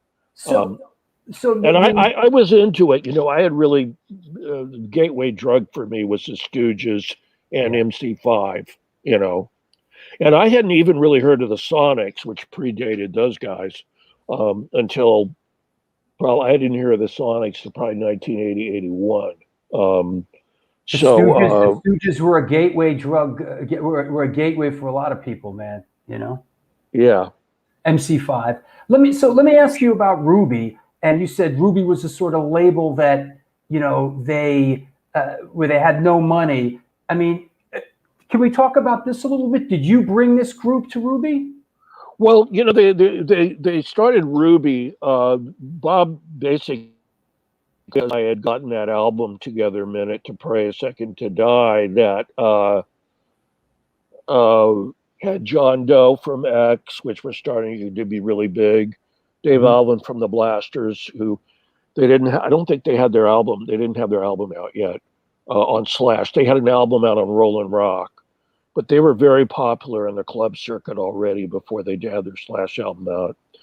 Steve Berlin, who was not with Los Lobos yet, he was playing with Top Jimmy, and he was playing with Fast Freddy, and he was playing with this guy Hollywood Fats. This is the 1981 Flesh Eaters lineup, correct? Yes, yeah. You could see me and then DJ and Dave Alvin, John Doe, Steve Berlin, and Bill Bateman. Steve Berlin, of course, who went on to play sax with Los Lobos. Right. Yeah. So that was the so-called, which later became kind of the so-called, I hate to say it, superstar lineup. Right. And Bob really thought the record was so unusual, which it is, because it didn't really sound punk, but it didn't sound like regular rock and roll either. And it had a lot of blues and jazz and New Orleans kind of weird ambience to it. And that kind of, I hate the term death rock, but it had that kind of voodoo type thing. It was maybe a little bit more serious take on that stuff than the Cramps. But it was in that, you know, it was, you know, the Cramps had that spirit also, but they were a little more, I don't want to say comic booky, but they were a little more novelty act with it, although they transcended that, certainly. But Bob knew I went out to see a lot of bands and he trusted me. I mean, we had our differences, but he did trust me to spot bands. So he kind of started the label Ruby for me to bring in acts that might not be popular yet, but, you know, I had to run them by him. He had final say. I mean, there were several bands I wanted to sign that didn't end up getting, you know, like 82, 83. There were people like, you know, from the East Coast. I remember I was listening to people like Salem 66 and Death of Samantha and well, you know, Del Fuegos and oh, right, there you go. And the Neats. There were some bands from New York. There was Chain Gang from New York who were very odd, kind of punk. I don't want to say, I don't know. But, you know, I was a big fan of The Fall, so I was looking for kind of quirky stuff that was, you know, had unusual lyrics that weren't the usual kind of... quirky like this? Yeah, like Jeffrey Lee Pierce. See, I met Jeffrey. Jeffrey was a writer for Slash magazine as well. Is that right? I didn't know that. Yeah, his pen name was Ramblin' Jeffrey Lee, and he mostly reviewed ska and reggae and blues stuff. He very rarely wrote about punk rock stuff, but he really knew his blues stuff. but one of his best friends with Keith Morris from Circle Jerks, Right. you know, who had been the original singer in Black Flag. And I knew Keith as well from before Black Flag, when Black Flag started as Panic. And that's, you know, Keith was my introduction to all the SST guys. Did you see Panic play? No, but when Keith, see, we Claude Bessie and Bob Biggs and all the rest of the Slash people, we knew Keith Morris from the Slash record parties, Slash magazine parties that we had in lofts and stuff that would have some bands play. He would always show up to those. He was at the Mask, but he was always kind of like this kid, this rambunctious kid. He always had a beer in his hand, and he would be really funny, and he would just crack us up. And he was just such a lovable guy, and we all loved him. But when he started passing around a cassette of Panic to me and Claude and some other guys, we listened to it, and it was, you know, what ended up being the Nervous Breakdown, Wasted, whatever that other song was, single, and that was like Godhead. We couldn't believe. I go, you're singing, you know, like we were going, oh my God, and we're all, you know, bowing down to him, but no, Keith, you know, it's a big surprise. But Keith and Jeffrey were really extremely good friends, and you know, Jeffrey Jeffrey wrote the lyrics to Group Sex, that Circle Jerk song, and so, you know, all that stuff was all of a piece. You know, there wasn't hardcore over here and Hollywood punk over here. It was all punk rock, and it didn't really become so-called hardcore until 81 or so, and then the South Bay contingent came in, and there was a lot of resentment at first to some of the South Bay bands because they would come up and really trash the clubs in Hollywood. South Bay, would that be like Orange County? Orange County, yeah. Yeah. But South Bay was actually in LA County. It was down Torrance, Long Beach, Redondo Beach, Fullerton. Hermosa Beach? Fullerton was actually getting more into Orange County. Hermosa Beach, Manhattan Beach, all the beach cities down there in the south of Santa Monica, basically. So steer us back onto how this came about. Okay, well, I've been a Misfits fan. I've got all their singles. You know, I thought that Bullet single about the JFK assassination, which really I'm a little more sensitive about now than I was then. But I love transgressive stuff. I love stuff that really pushed people's buttons. And I thought it was, and it was just an amazingly put together song in terms of the rhythm and the way it was delivered. And then they did their more traditional horror stuff like Horror Business, and I can't remember what some of the other singles they did. But somehow I Night got of the Living Dead. They did not Night of the Living Dead. The first one they had. Night of the Living Dead. Yeah, there was that one was tough to get. The first one. Then there was Bullet, and then there was Night of the Living Dead, and then there was 3 Hits from Hell. Yeah, 3 Hits from Hell. I never got their first one, but and then later I heard. I think it was right around the time I heard the first Walk Among Us rough mixes.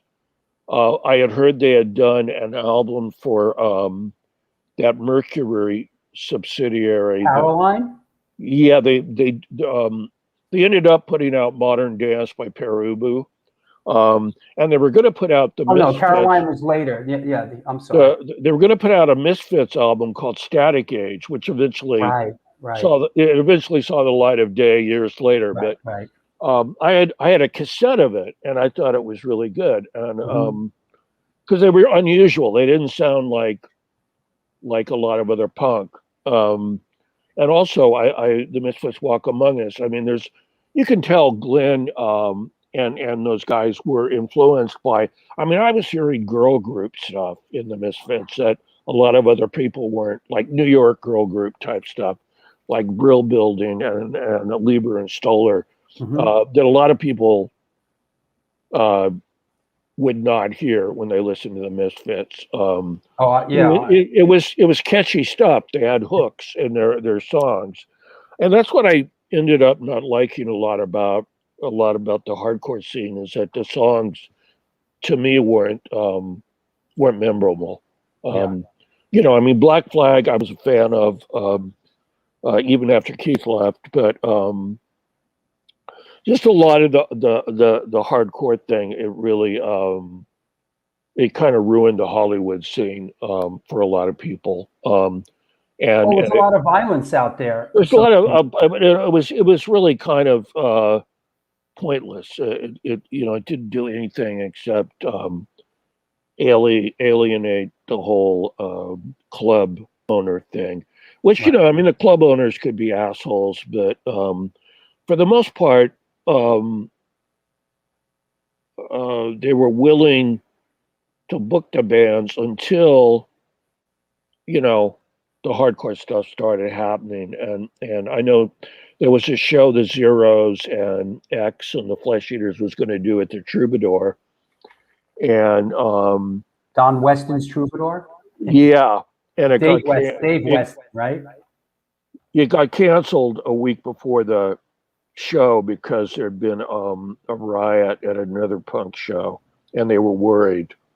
And this was before the Minute to Pray Flesh Eaters album. This was like when I had Tito. I don't know. It was either Tito Lariva. He was the first guitar player in the Flesh Eaters. And I briefly had Stan Ridgway, who ended up in Wall of Voodoo. And then I had the band The Flyboys, who were on that first single. And there's the second Flesh Eaters album, Minute to Pray, which was the, you know, Superstar. Anyway, you know, I was, before Keith Morris left Black Flag, I had been talking to Black Flag about, you know, because I had my own label, Upsetter, which put out the No Questions Asked Flesh Eaters album. And you put out the Tooth and Nail compilation also, right? Tooth and Nail compilation, which I never wanted to reissue because I didn't want to deal with the bands with rights issues and stuff. I never wanted to reissue it because we barely made our money back on the first pressing, which we did, and then of course it really took off after that. But anyway, with getting back to the Misfits, I can't remember if they sent us a cassette of the rough mixes or I had asked them, or if they said send it unsolicited. But it was the mixes. You could tell that the recording was better than their singles, but the mix was terrible. You couldn't hear the guitars. I couldn't. Like the drums and the vocals were the loudest thing. But I heard the songs and I thought, you know, this could be really good if they've got the multi-tracks and they're willing to remix it. And I talked to Bob about it and he was kind of doubtful. And then he thought, well, you know, if you can get Glenn out here for one night and you have a night to remix the whole album, that will do it. Which, you know, I would have preferred 2 or 3 nights, but, you know, one night. I mean, I guess that's what they had, you know, what Bowie had for Raw Power. But you know, Glenn came out and he probably doesn't want this to be known, but he slept on my couch in my apartment for the couple days he was here in town, and we remixed it. at Quad Tech Studios, which is the studio I used for Minute to Pray. Mhm. It's the studio I used for the half of the Gun Club Fire of Love album that I produced. And Pat Burnett was the engineer. He had been engineer on the Germs album. And Pat Burnett, who was the engineer at Quad Tech, who remixed the Misfits album with Glenn and I, he was from a musical family. His brother, Billy Burnett, was kind Oh, of of course. had a sensation at the time. And Rocky Burnett was a cousin of his. His dad was Dorsey Burnett, who was Didn't a big. Billy Burnett end up in Fleetwood Mac, I think? Gosh, I've never heard Yeah. that. I don't know. Okay. But right. you know, his dad was Dorsey Burnett, who Sure. I don't know about a lot of other people.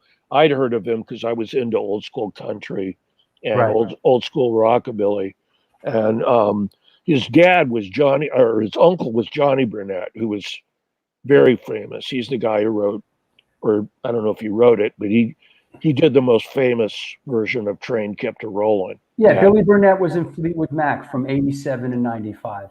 Oh my God, I never knew that. Yeah, man. Yeah. And I've lost touch with Pat. He was like such a great guy, and I learned so much about producing from him. Just, because he used to engineer people like, Quad Tech Studio, they had two different studios there. And sometimes when I was working on a record in one studio, Gladys Knight and Pips would be Wow. in the other studio. So he had some R&B acts, black R&B acts that were not like super stars, but they were respectable in terms of people knowing who they are, and he'd have them coming in there. I'm trying to think of some other people he had come in there besides I remember Gladys Knight and the Pips specifically, but I know he had some other acts, and I was a big R&B fan from especially 60s, 50s, 60s, early 70s R&B before it really kicked into disco. And there was even some early disco I dug, but then it got too ephemeral or too superficial. What's incredible is, of course, this record. This is the original. This looks like the original pressing, and I had this. This is, I guess, the pink. What's just so mind-boggling is how much these records go for now. It's incredible. Yeah. Yeah. And did you feel good about this? Did you feel good about this when you finished it, or was there any sense of? Well, I don't know. I don't think the Misfits thought we were doing enough for them, but then again, Ruby Records, which they were on,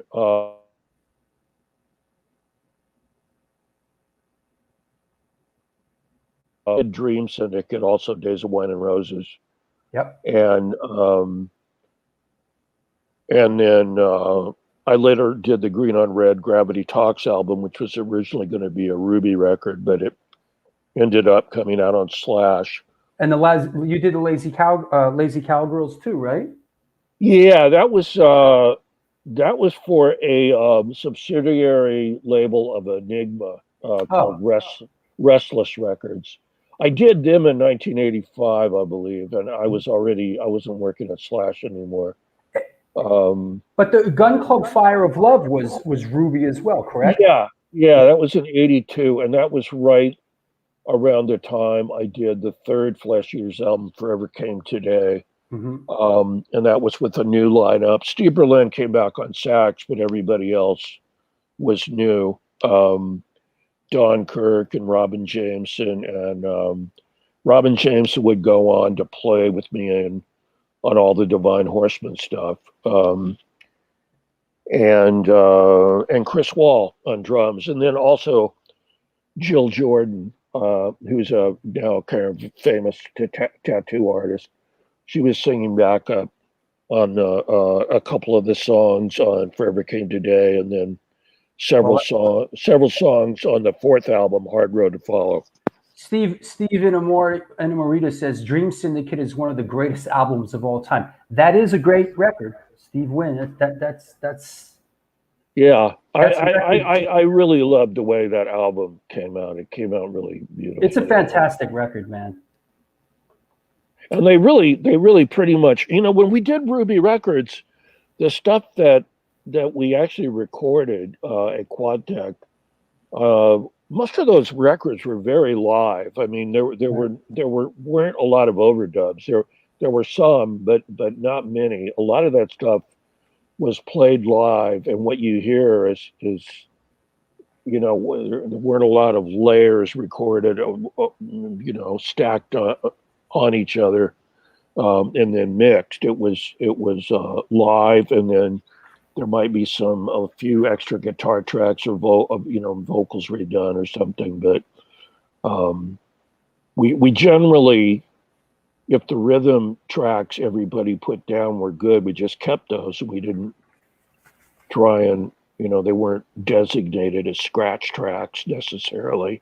So well, you guys were really on the clock, right? So yeah, I mean, we generally, the Dream Syndicate, I think I probably only had 4 or 5 days for, and Green on Red, I probably got a week. Minute to Pray was recorded in 2 days and wow. mixed. I don't know, we might have had a couple more days to mix. Forever Came Today, I think, had about a week. But in contrast, when X did their stuff, Los Angeles and Wild Gift, and the Blasters did their stuff. I mean, they all had 2 or 3 weeks, which you look on that now, and some bands spend a couple months. I mean, I know on a snare drum. Yeah, yeah, that's kind of ridiculous, but it takes some time to get sounds if you really want something to sound good. And sometimes, the thing that was great about Pat Burnett, who was my engineer on all the Quadtech Ruby stuff, he really had his shit down to such a degree that you didn't have to do a lot of homework with him. I mean, he didn't have to try and figure out. He just instinctively knew where to put the mics, where to put the drums in the room to get the best live sound or whatever kind of sound we wanted, and you would kind of tell him what you wanted and you would get it, and he would show you how he did it, which stood me in good stead later on to some degree. So let me I have to shout out a couple of sponsors, so okay. Give me a minute here and we'll come back and let's take some questions. Okay What's happening? We're trudging on. We've got Chris D from the Flesh Eaters on the show, and get some questions together. It is Shout Out Sunday, and this is the New York Hardcore Chronicles Live. We are sponsored by Chain Reaction Records and Skateboards, the Texas Silver Rush, Your Core Hardcore fan page, DTFM, Vinyl Distribution, and New York Hardcore Comics. New York Hardcore Comics opened back in 2013 when lifelong friends Debo DePro and Lee Fraley combined their collections and obsessions for comic books, punk rock, toys and statues, magic, the gathering, and all things horror. The store is located at 117 Main Street in Dobbs Ferry, New York. If you want to support them during this pandemic, please contact them via email at newyorkhardcorecomics@gmail.com. Also, while we're at it, Organic Grill. What's up, Vlad? It's a vegan restaurant located in the East Village of New York City at 123 First Avenue, featured in New York Magazine, New York Times, and Veg News. Their dishes have won numerous awards, including Best Veggie Burger. They make their own cheeses, sausages, and burger patties, and every dish on the menu can be made gluten-free. This year, they're celebrating the 20th anniversary, and they're all about having a great time while enjoying amazing, clean food. After 3 months of being closed, they're now open for deliveries. Get in touch with them and order some great food at www.theorganicgrill.com. Last but not least, the Texas Silver Rush is a jewelry design firm and boutique store located in the birthplace of the Texas country music scene in Fredericksburg, Texas. They specialize in working with musicians in all music genres to design and create unique one-off pieces as well as the styling for stage, album covers, promo photos, and social media exposure. The client list includes Rock and Roll Hall of Famers Greg Rollet, Ringo Starr, and of course, Agnostic Front. During this current pandemic, all information and online sales are being taken at their Facebook and Instagram page, and of course, www.thetexassilverrush.com. Also, if you're watching the show on YouTube in a rerun, if you're not watching it live, there is a subscribe button there, right there. Please subscribe to the show. You'll get alerts when we announce new shows.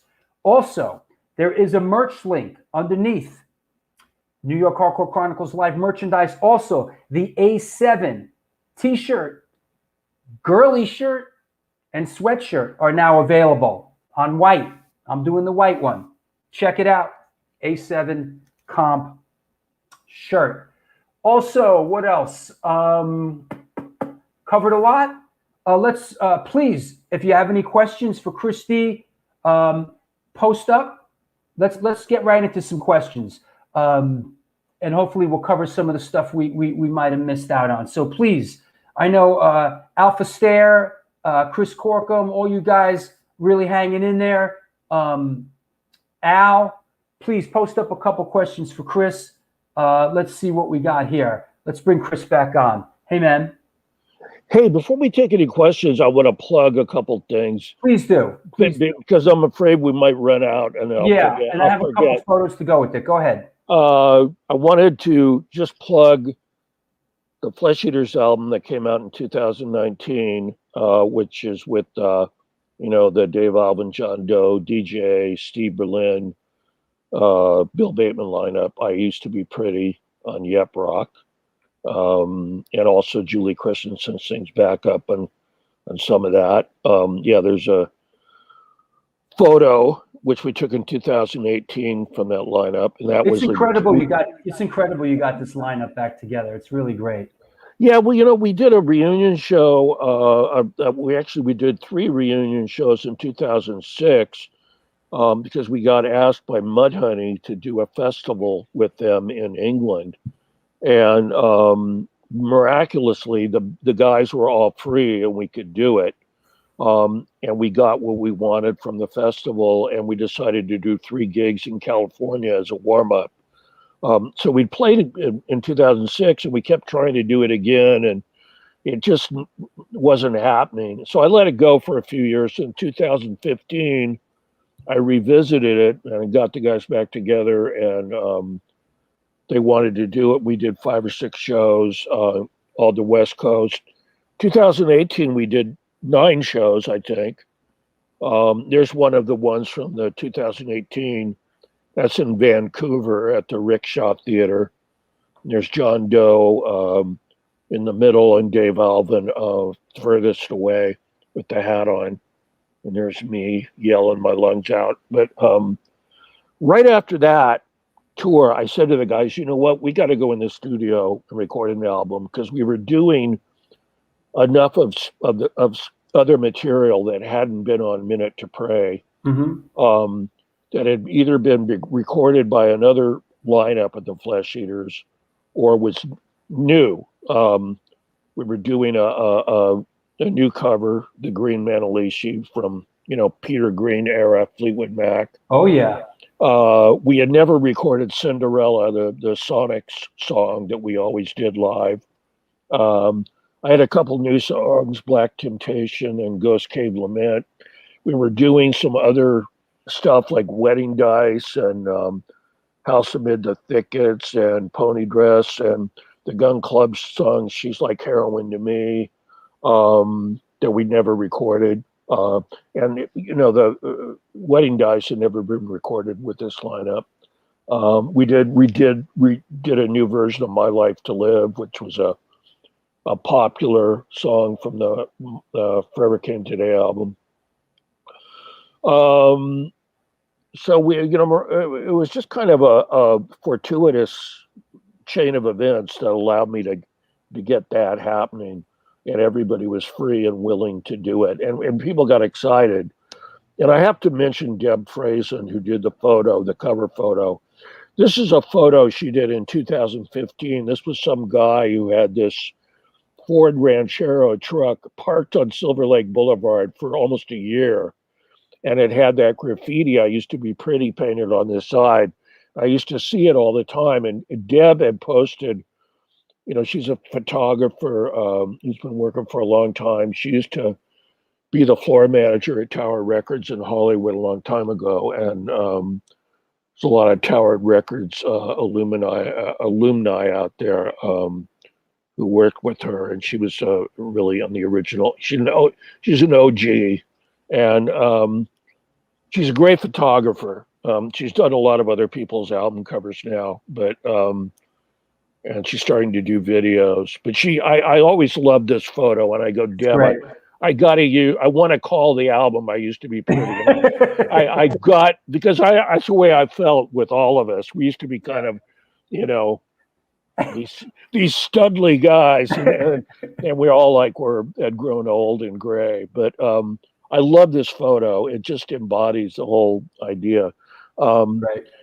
And isn't there a Divine Horseman thing you're doing now? Yeah, that's the other thing I was just going to say. We were going to do Divine Horseman, some shows in fall of 2018, even before the Flesh Eaters 2019 tour, before the Flesh Eaters album came out. But Robin, our bass player, died that summer. He was killed in an assault. He was trying to help a woman who was being attacked by a guy on the street, and the guy hit him with a crowbar in the head. And that's horrible. Yeah, he went into a coma. And Peter, who's in the middle there in that photo, he was our guitar player. In 1987 on Divine Horseman, he was on the Snake Handler album and the Handful of Sand EP. He was coming back. And he and I went to go see Robin in the hospital, but he was in a coma. Johnny Ray, who was a drummer with Robin on Flesh Eaters Ashes of Time 1999 album, he came down and was with me the day they took Robin off life support. Robin's on the extreme right on this. This is a live CD. It's a little over an hour's worth of live stuff that was recorded in 85 and 87 at Safari Sam's in Huntington Beach and the Rat in Boston. The infamous Rat in Boston. Yeah. And they're both were, I mean, believe me, it's taken this long to find good live recordings from that era. Because I always wanted to have a live album of Divine Horseman, but there was just nothing good out there. And a couple of years ago, a guy sent me, who had been working at Safari Sam's, sent me the Safari Sam's CD of live stuff that he recorded off the board. And he also had a couple of ambient mics, and he had mixed it live, and it just sounded great. And one of the guys who was working at the Rat, Jay Johnson, sent me a tape of the or a digital download of the Rat show. And another guy I know, William Jordan, had done the sound, although I didn't know Billy back then. I met him since then. And Wayne Valdez, who was involved in that somehow also. I know Wayne. Yeah, so all that stuff just came to light in the last couple of years. And I thought, I want to do a live album of that stuff, especially because, it helped preserve the memory of Robin. This was a little bit earlier version of Divine Horseman with Wayne seated. He's the one with the snakeskin vest there. And then Cam King, who's got the kind of weird frizzy shag. Cam has got a very interesting career. He did the diegetic music for Tobe Hooper's second movie, Eaten Alive. Oh, wow. All the country music that's playing in the background in Neville Brand's Slaughter Hotel or whatever, where he keeps his pet alligator under the hotel and feeds people to the alligator. That film was out there, man. Yeah. Cam did wrote and performed all the diegetic country music that's coming over Neville Brand's radio. But Cam also played with Rocky Erickson in the Explosives, and then Rex Roberts on the left, the drummer, was in the King Bees, which is kind of a rockabilly band. Robin, who's in the very back, had been in the Flesh Eaters on the third and fourth albums and was with us in all the Divine Horsemen. And then you've got Julie Christensen, and that was like 1986. That was around the time Devil's River came out on SST. But anyway, the upshot of after Robin passing away, we decided to postpone Divine Horseman for a year, and then we got back together in 2019 after I was done with all my Flesh Eater stuff, and Peter and I woodshedded and worked up all the material for the new Divine Horseman album, which is going to come out probably in May of this year. It's on In the Red Records, which a lot of you guys have heard of, I'm sure. It's Alice Baggs on the label, and they had the Red Ants, and Kid Congo was on In the Red, and they had a lot of good people on the label. And I had heard nothing but good things about Larry. So it was nice we got to hook up with him. He's a really enthusiastic Divine Horseman and Flesh Eaters fan. Here's a good one from Al. Jurassic Punk says, and I'm glad he's touching on this. Where can I see the 2002 film I Pass for Human that you wrote and directed? Loved you in Border Radio. The I Pass for Human, there may be DVDs still available on Amazon. I haven't looked lately. It came out on DVD. It was shot late 2002. My girlfriend at the time, Lynn, had a editing system, which we had for an entire year, and we worked on the editing and the music mixing and the color correction for a long time to get it to look really good. And we did some festival screenings in late 2003, early 2004. We didn't really get any bites from any people for distribution. I got some nice reviews online for it, but just never really did anything. We finally got a 2006 release of a DVD. But it just never really took off. I could never really get any other financing to get any other films going. And I had a day job at the American Cinematheque at the time also. So, but anyway, be aware, Divine Horseman's new album, Hot Rise of an Ice Cream Phoenix, will be out in May. There's a couple of songs from the album already on YouTube and on Bandcamp with videos. Mystery Riders is one, and Mind Fever, Soulfire is the other one. So check those out. Yeah, this is actually from a gig in Chicago, Flesh Eaters gig in 2019. Julie sang backup with us in Chicago on 5 or 6 songs on the Flesh Eaters show, and that was me in between coughing fits. I had a horrible cough the whole last leg of that tour, and it was freezing in Chicago. It was really windy and rainy and cold as hell. But that was snapped in the lobby of the hotel by our road manager, Danny Bland. And actually, an iteration of that picture, which has been altered and kind of put in a collage, is on the cover of the new album. Anyway. One other thing. Go ahead. There's a release that I have to recommend. It's something I produced in 1980. I think it was 84. It was either early 84 or early 85. It's a session with Jeffrey Lee Pierce. Oh, yeah. Yeah, I have that. Yeah, that is awesome. Go ahead. I'm sorry. Soul Suckers on Parade is what it's called. Yeah, which is a title I gave it. it was originally there were a couple friends of ours, Susie Wren and Anna Statman. Anna Statman also worked at Slash. Susie Wren was a girlfriend of Dan Stewart from Green on Red.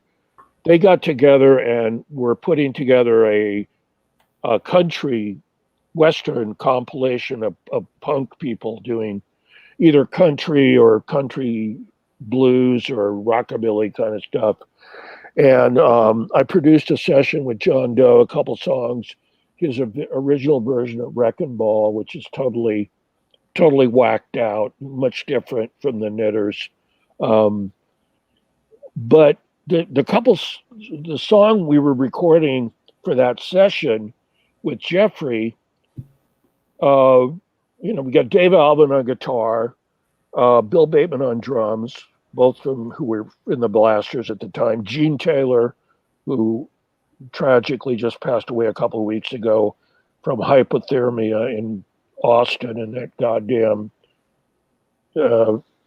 debacle of a situation in Texas, in Austin, just a couple of weeks ago.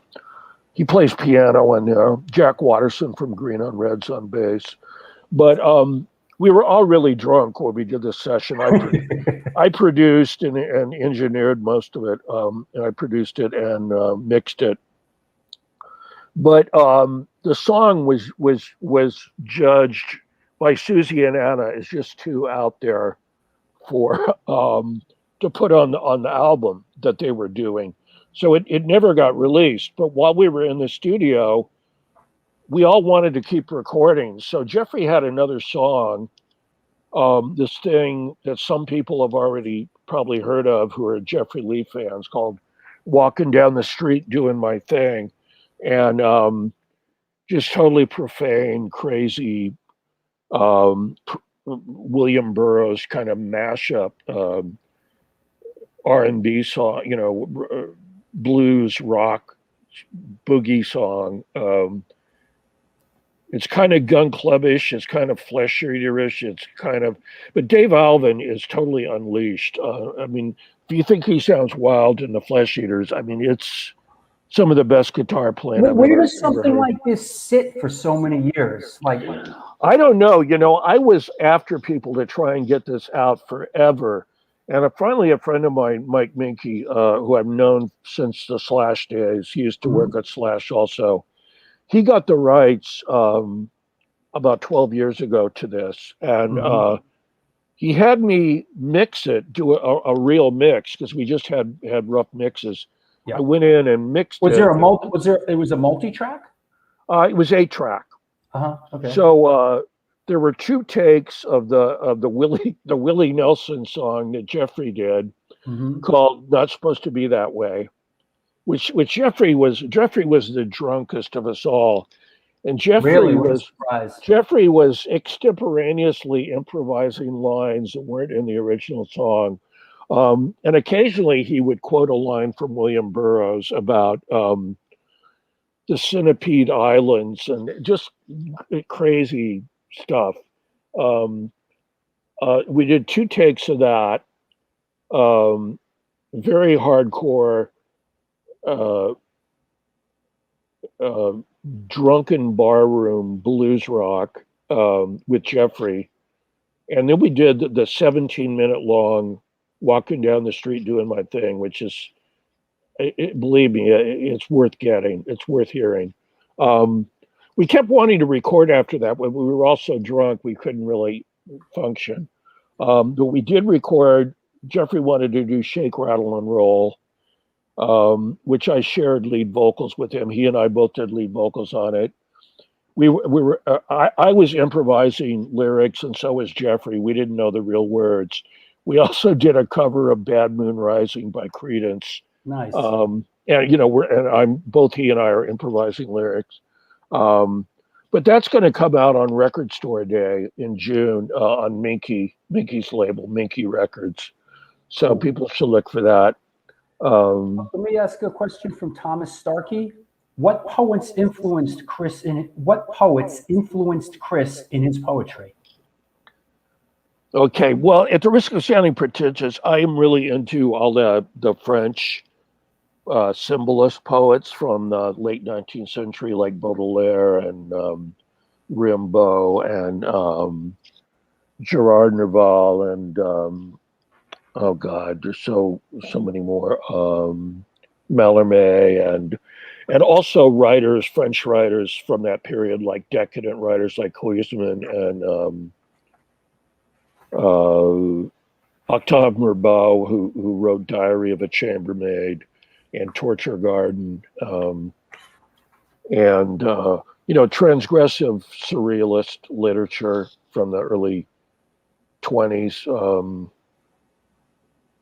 It was very interesting to me because I was into that stuff before I found out Patti Smith was into it in the mid 70s. And when I found out she had a lot of those influences also, it's one of the main things that really made me want to listen to her stuff. And then when I heard her version of Hey Joe, and she brought in all the Patty Hearst stuff, it just totally blew my mind. I was a huge Patty Smith fan. I'm a huge Patty Hearst fan. But we actually cover a Patti Smith song on the new Divine Horseman album, 25th Hour or 25th Floor from the Easter album. Yeah, pretty much, and then you go back further to the Romance poets. I mean, a lot of that stuff I read in high school, and I definitely was damaged by it, although a lot of it's a little too flowery for me. Somebody I have to mention, there's a band out right now that's a newer band from the last 20 years, which is the only band, a newer band I listen to regularly. It's a duo, a female duo from England called the Smoke Fairies, who their music is described as dream pop, which I really hate that because Nick Cave has been relegated to that as well, and trying to think who else, the Cocteau Twins and all that stuff, all the new romantics. But the Smoke Fairies lyrics really remind me of the kind of lyrics I write, and they're very dark, but they have these really beautiful harmonies, and they kind of sound like, musically, they kind of sound like the Velvet Underground meets Fairport Convention, if you can imagine that. Kind of with a Velvet Underground with Nico if they were doing Fairport Convention songs. So that's what I've been listening to, and I love their lyrics and their songs. I got a question from Steve Inamarita once again. Did any of your bands ever record the song I and I? I know you wrote the lyrics and the Circle Jerks recorded for Wonderful. There's 3 or 4 very early Flesh Eater songs never got recorded except on cassette on rehearsal. There was one called Automaton Bombs that was done with Tito was in the band. Mm-hmm. There was another couple songs that were done when both Tito and Stan Ridgway was in the band that never got recorded. One was called Under the Gun, and the other one was I and I. We never recorded it. And I never got I still don't have a decent live recording of either of those songs, but we played them quite a bit in 1980 when I had those other first lineups of the band, but we never recorded it, unfortunately. But yeah, Keith was a fan of that song, and he did it on their, I can't remember what the album was. Was it Golden Shower of Hits, or was it Wonderful? Is that the name of the record? I don't remember. Wonderful. I think there was a record. Wonder was wonderful. Yeah. Mm-hmm. They did. I and I. I think they have it listed as just I and I. I'm not sure, but I want to ask you about this. We have to touch on this incredible effort here. If you could give me a little bit of the background on this. And it, you know, from what I understand, this was a work that basically encompassed 20 years you were putting this together. Is that correct? Yeah, I worked on it. I started in around 1990, 91. And I was still doing another lineup of the Flesh Eaters, playing music. I didn't have actually, I off and on had a real job. But I was still struggling with drug issues, and I was on methadone, and I was alone a lot. And I was really fascinated with these movies because I was going to Japanese video stores in Little Tokyo all the time, and there was some samurai films I was looking for. I was specifically looking for the Lone Wolf and Cub movies, which, you know, have been reissued several times now on DVD and Blu-ray since in the last 15 years. But in the early 90s, you just could not find them anywhere, even in a Japanese video store, you couldn't find them. But that's what I was looking for. I was looking for those movies. I was looking for some Japanese horror films. But all I found were that there were a tremendous number of Yakuza films, Japanese gangster films from the 60s and 70s. And I'd never seen these films. And some of the covers kind of had this collage-y look, like my book cover here. And in fact, a lot of those figures are cutouts that I mashed together in a Photoshop that are from either video covers or Japanese movie posters. Mm-hmm. But I was really fascinated by these movies. I didn't know Japanese, but I kind of learned to understand a rudimentary amount of it. Tough language. It's really tough because they've got three different alphabets, and none of them are with Roman letters. In other words, like the English alphabet. So, but I learned to read Japanese movie titles from that era.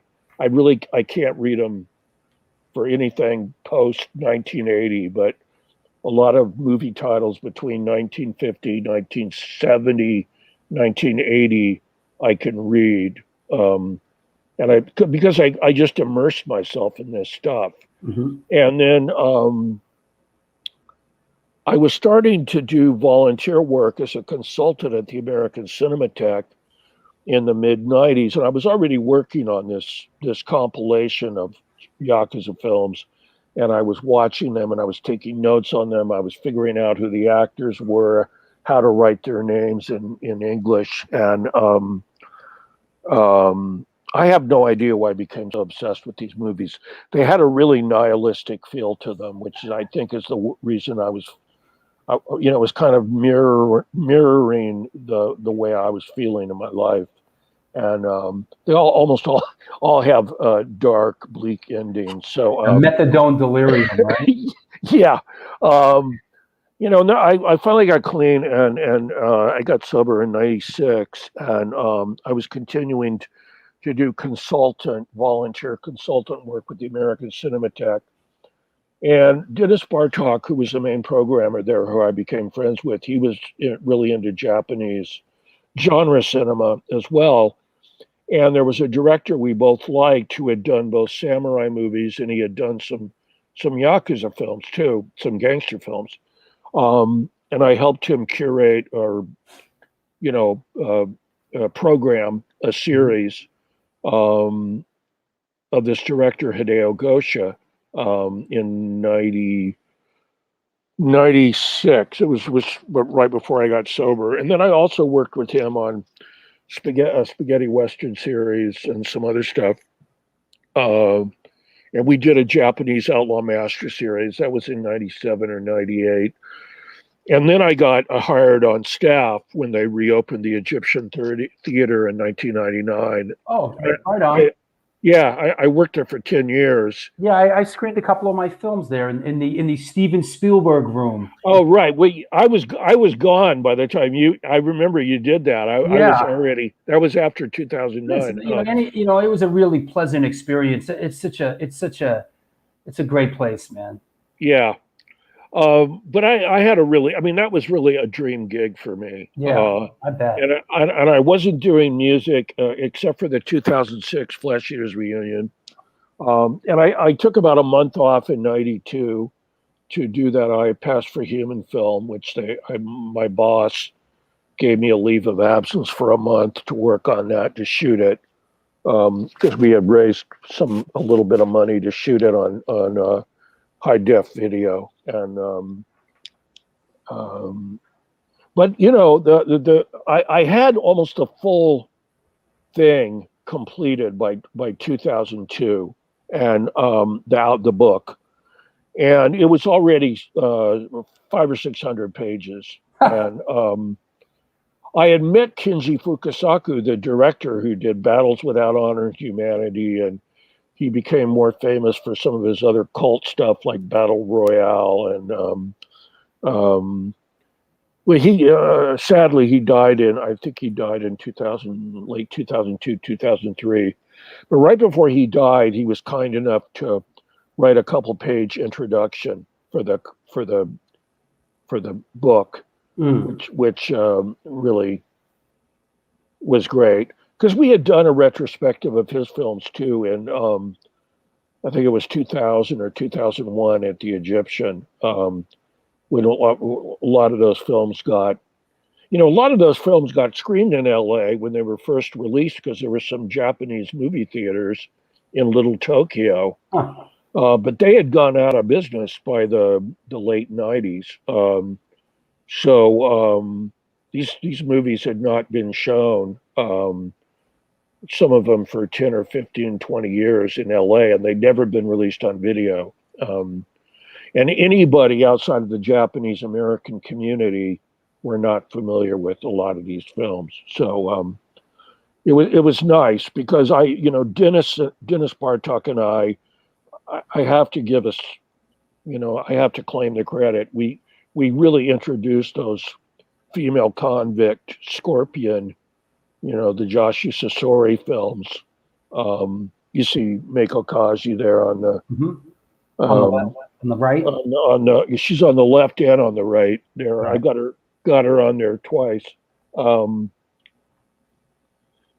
and I got to do an interview with her in 1997. I was in Japan, living there for 2 months, and I also got a grant from the Japan Foundation in LA to complete this book, which enabled me to travel to Japan and live there for 2 months. I bought up a huge amount of Japanese movie posters for graphics in the book, and I did some interviews while I was over there as well.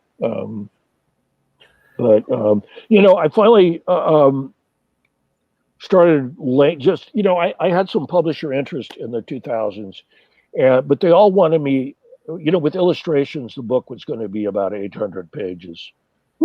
And it was just insane. I know it was insane, but it was, it's an encyclopedia. So, but a lot of these publishers, they wanted to cut it to 300 pages. And I just thought, I'm not going to do just this piecemeal thing. And, you end up, I had already done a book with a British publisher, and I got a really paltry advance, like a $1,500 advance. It's called Outlaw Masters of Japanese Cinema. And it was comprised of a lot of the interviews I had with Japanese directors, and Meiko Kaji interviews in there, and Sonny Chiba and people like that. And the book's still on sale. It came out in 2005. I still have not received any royalties beyond that initial advance. So it really chilled my interest in going with legit publishers. And I wanted to keep it complete, and I learned how to do InDesign layout from a friend of mine who put out my Minute to Pray, Second to Die poetry anthology book. That's a novel, Volcano Girls, that I like this cover. So yeah. Yeah, it's a mashup of some different images. But the Miniature Pray Second to Die anthology, a friend of mine, Wyatt, had helped me put that together. It had all my poetry, had all the lyrics that went up through 2009. Had a lot of dream journal stuff. That book's about 500 pages. But right after that, I learned how to lay out stuff myself, and I started my own imprint. And it took me about a year to lay out that book, but I learned, I learned as I went along, and I was able to lay it out myself with all the photos, and I wasn't limited on what I could use. I just used whatever I wanted, and the book, it was like the book is 815 pages or something. So. Let me ask you about, you sent me, I saw your list of your favorite films from 2009 to 2019. And one of the films that I recognized on there is a film that I recently watched, directed by Robert Eggers. And I thought it was a very interesting film, very well made, which was The Lighthouse. Yeah. And I noticed that his other film, his first film, is on your list as well, which is The Witch. Yeah. Why does this director resonate for you?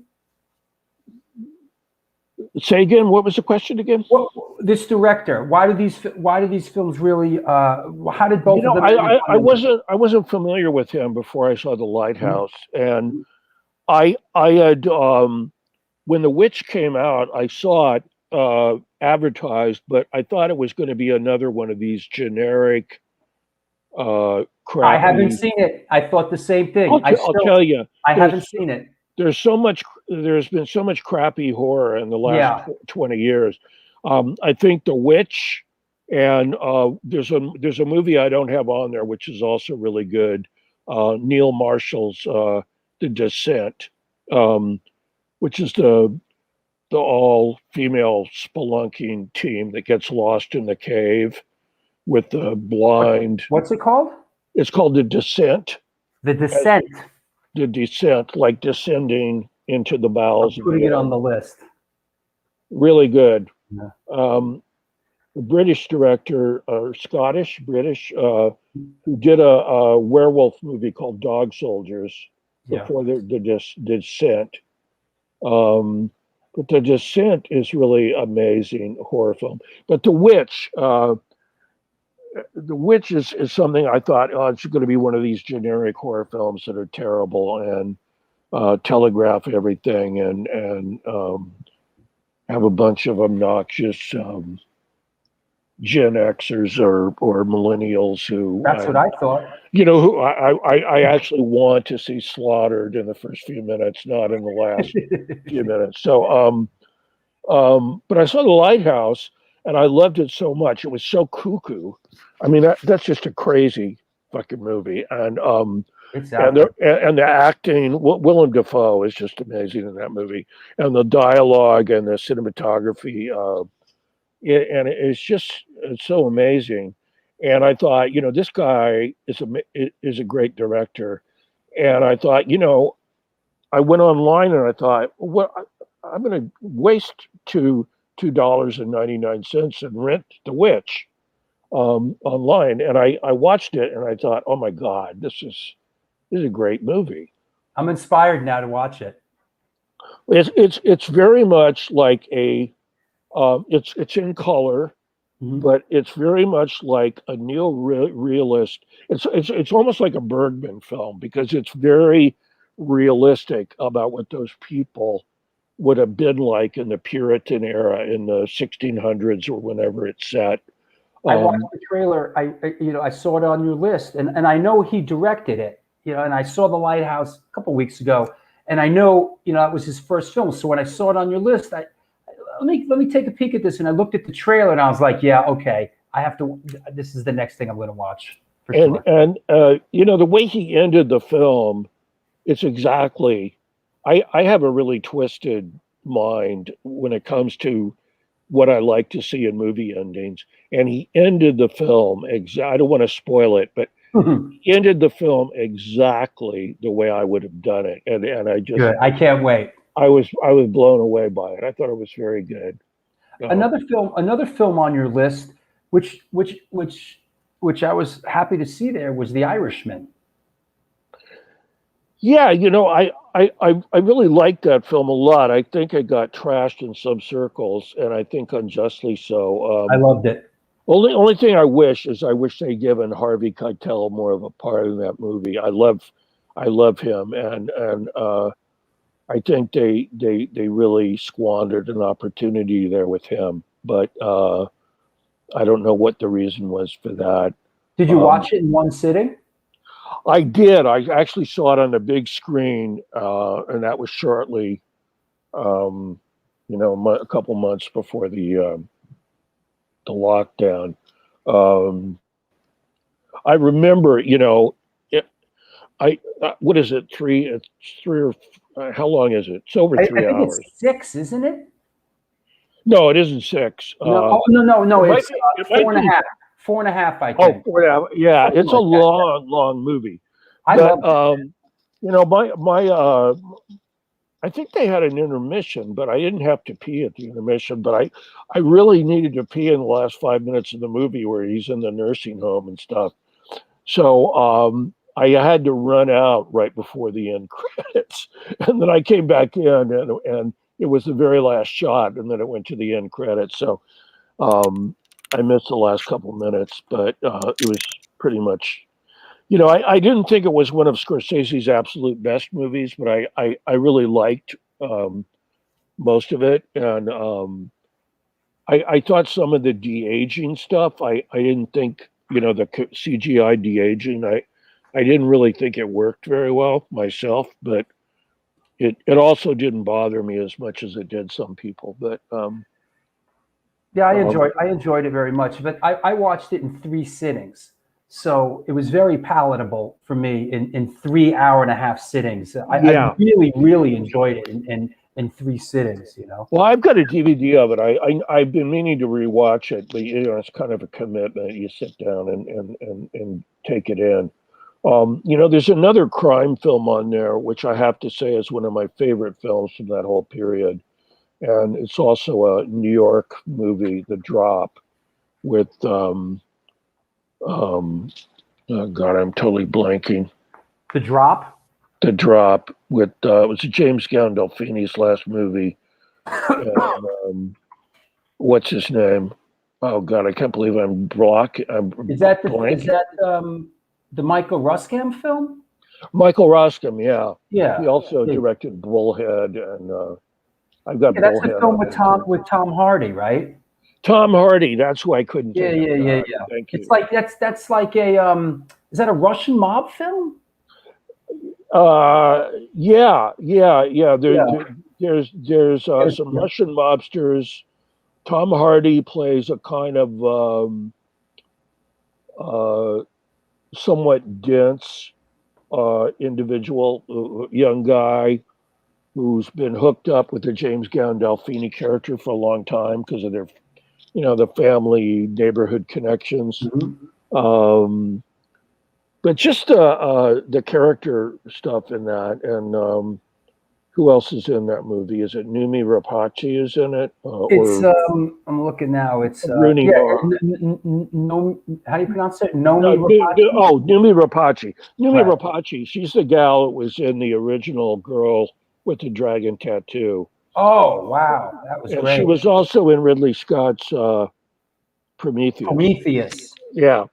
But she's really great in that. And the guy who was in Bullhead, and he was in a couple of other Michael Ruscam films. He's a Belgian actor, Matthew Schoenhart. He's the psycho boyfriend of Numi Rapace in that movie. And John Ortiz was in it too, I see. Yeah. Yeah. But that movie is I think really incredibly good, and it blindsided me. The ending blindsided me. I didn't see it coming, and Okay. Calvary is another one I saw around that same year that I thought was really good. Anyway, We need to wrap it up. Is there anybody? Is there anybody you want to shout out, thank, anything you want to put out there on the way out the door? I want to tell people that I have revived my book imprint.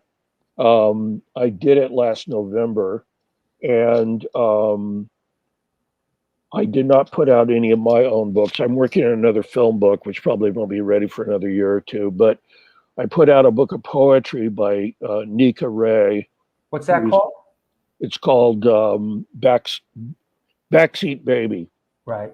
And Nika is, she's got a book out last summer called Ray by Ray, which is about the relationship with her and her father, who was a director, Nicholas Ray. Mm-hmm. Her husband, partner, Jesse McCloskey, who's an artist, did the drawings in the book. Anne Magnuson, who's a great actress, who's been in a lot of stuff and was in the band Bongwater, did the introduction. I did a preface, but I designed the book cover. That's out. You can find it on, I know Amazon's a dirty word, but that's the only place you can get it. And then I put another book out, a book by a friend of mine who lives in San Francisco over here on the West Coast, Michelle. She goes under the pen name MC Nuto. It's called You Used to Know Me, which is set in the 1980s punk scene in Las Vegas. And it's her dad was a session musician in Vegas, and he played with not only rock acts, but he played in Elvis bands. And I mean, he played with Elvis. He played with all kinds of, Rat Pack type bands and lounge bands and psychedelic bands, and was headquartered in Las Vegas. But she writes about her time in middle school and high school and the burgeoning punk scene when she was a teenager. And it's actually told from the standpoint of a murder victim, because there were some situations not only with the punk rock scene, but some predators, some drug dealers and bikers who were real predators of teen girls. And it tells the story of one of those girls who was murdered. It's from her viewpoint, and it's very well written. You Used to Know Me. And to get back to Nika's book really does. Nika was living in Hollywood. She lives in New York now since the 90s, but she was living in LA and Hollywood in the early 80s, and she was in that whole punk rock scene. And I can't believe I didn't meet Nika in the early 80s, because we had numerous mutual friends like Top Jimmy and all these other people. But I didn't meet her till 2010 or something. She came to town, and she was one of Donna's best friends. And I met her through my ex Donna, and became friends with her. Horseman. Yeah. Yep. And Donna and her were very good friends in New York in the 90s. They went to the New School together and waitress together and stuff. And but Nika was in the LA punk scene, and there's a lot of stuff about the LA punk scene in her book, and there's a lot of stuff about the Las Vegas punk scene in Michelle's book. So people interested in punk, it's got that. It's kind of a backdrop. So on both those books. So okay. Well, thank you, man. Thank you for being a guest, and we got through it, man. Yeah, thanks for letting me digress all over the. It's okay, man. I enjoyed it. I enjoyed talking film with you. Good luck with everything out there. Let's talk soon. Thanks, Drew. Good luck to you. Thanks. Thank you. Bye. All right, there you have it, Chris D. We punched our way through it, kids. Flesh Eaters, Divine Horseman, Film Talk, cool stuff. Thank you, Larry Kelly. Thank you, Alpha Stare. Not sure if you've seen the show before, but thank you for coming by. Chris Corkum. Thank you, everybody that hung in there on this show. I know it was a little difficult. Stuart, thank you. You know, it was a bit of a marathon. And listen, you know, Chris, just with Chris's temperament, I just let him go. You know what I mean? It's like, what am I going to do? Right? Let him do his thing. It was just great. It was just great to hear him. Steve Anamorata. Thank you. Steve, I know you're a big fan of Chris's. I hope I did you justice, man. You know, I tried. No, not beard forever. I'm going to be shaving the beard because spring is coming and everything's opening up and we're working our way out of this zombie apocalypse. There's things happening. Put May 8th on your calendar, New Yorkers, because we're doing an event up in New York on May 8th. Yo, Astoria Lou, my man. Thanks. I'm glad you made it through, bro. I can't wait. We're going to be on the beach. We're going to be on Rockaway Beach in a couple of weeks, bro. You, me, and Mark Levine. So there you go. Yeah, Alpha Stare. Cheers, everyone. New fan here. Found you on Joseph Arthur's podcast. Followed your channel. Well, thank you. I enjoy doing Joseph's podcast. And hey, Chucky, nice to hear from you. You know, there's a lot I didn't get into with Chris. I mean, we really didn't get into, the gun club stuff. You know, there was a lot there. We could have done 2 shows. Hey, Robert Hogg in Scotland, I appreciate it, man. I love you guys, man. Thank you so much. It means a lot. Like when I'm hitting some bumps in the road, I know you guys and gals are sticking with me. You know, thanks a million. Hey, you out there? What are you doing? I was waiting to ask my question. Bro, you know what, man? I'm sorry. It was That's like, okay. I just wanted to get the most out. You know, I'm sorry, man. It was It's a little. okay. I'll Yeah. tell you, he named a couple of my favorites there, The Descent and The Witch. Oh, I put that on my The Descent, The Dog Soldiers, and The Drop. That's on Dog my list. Soldier, another one. The Descent is a movie that I never realized I might potentially be claustrophobic. There's a few scenes in The Descent that genuinely give you the heebie-jeebies, you know? Really? If you don't like tight spaces.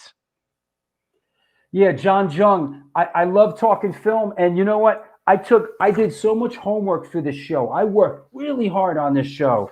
I had pages and pages of homework, and we didn't even get into the Kurosawa stuff, you know, because I talked to my dad about it. I had a whole bunch of Kurosawa notes, my favorite Kurosawa films and remakes, The Seven Samurai, The Magnificent Seven. Man, we were gonna go big, man. You know. Cool. Yeah, what are you going to play rugby today? You know, goes good with the beer. Seriously, man. You know, the funny thing is actually right here on my shelf. This is the Zatoichi box. Nice. Which is all like the Lone Wolf and Cub stuff and everything like that. And is that right? Dog Soldiers was filmed in Luxembourg? I did not know that. Great movie. Yep. Cool. All right. Hey, you know, so what's Wednesday? This Wednesday, kids. Joey Z. We get Joey Z from Life of Agony. We're gonna get back to some hardcore stuff. We're coming right back on Wednesday with Joey Z. Where's hold on. You know, while you're here, let's do our little routine here, all right? Let's end it on this, all right? So coming up on Wednesday is Joey Z, and then a week from today is Kurt Vanderhoof from the Lewd and Metal Church. And your favorite new band? Oh my God, Presto Ballet. There you go. And then a week from Wednesday is my brother, Evan B. Stone, cinematographer, you know, Expedition Unknown, Naked and Afraid. Me and him did a whole bunch of music videos together. As a young teenager, I took him to see the Misfits and Minor Threat and SSD Control and A7. So my brother was in the mix. Then we got Mike Gitter, A&R executive who signed Bad Religion and Killswitch Engage and Il Nino. So that should be cool. And then, of course, after that's the return of Jimmy G. And then the big score, John Jesse from Nausea. All coming up. March Madness. March Madness. Make sure everybody. Oh, yeah. And also, we're doing. I know you're not on Patreon. Fucking guy. Take off your yarmulke. It's $2 a month. And so you can see what we're talking about. But we're doing another walking tour April 10th. I'll be there. Yeah, you have to be there. All you patrons out there, we're doing a walking tour April 10th, and you're all welcome. And we have a lot of fun doing it. All right? Oh, the last one was great, actually. We had a really good time. Hey, Al, I want to thank you for being a part of the show. I know you're a big fan of Chris's, and it means a lot, Al, that you were chiming in like you did. It was a little bit of a struggle for me, so thank you. How about that? We got John Jesse coming on the show. All right, Steven, I'll talk to you soon. You got it. Well, thanks a lot, everybody. Little bit different today. We'll see you on Wednesday for Joey Z, A Life of Agony. Until then, do good things, and good things will come to you.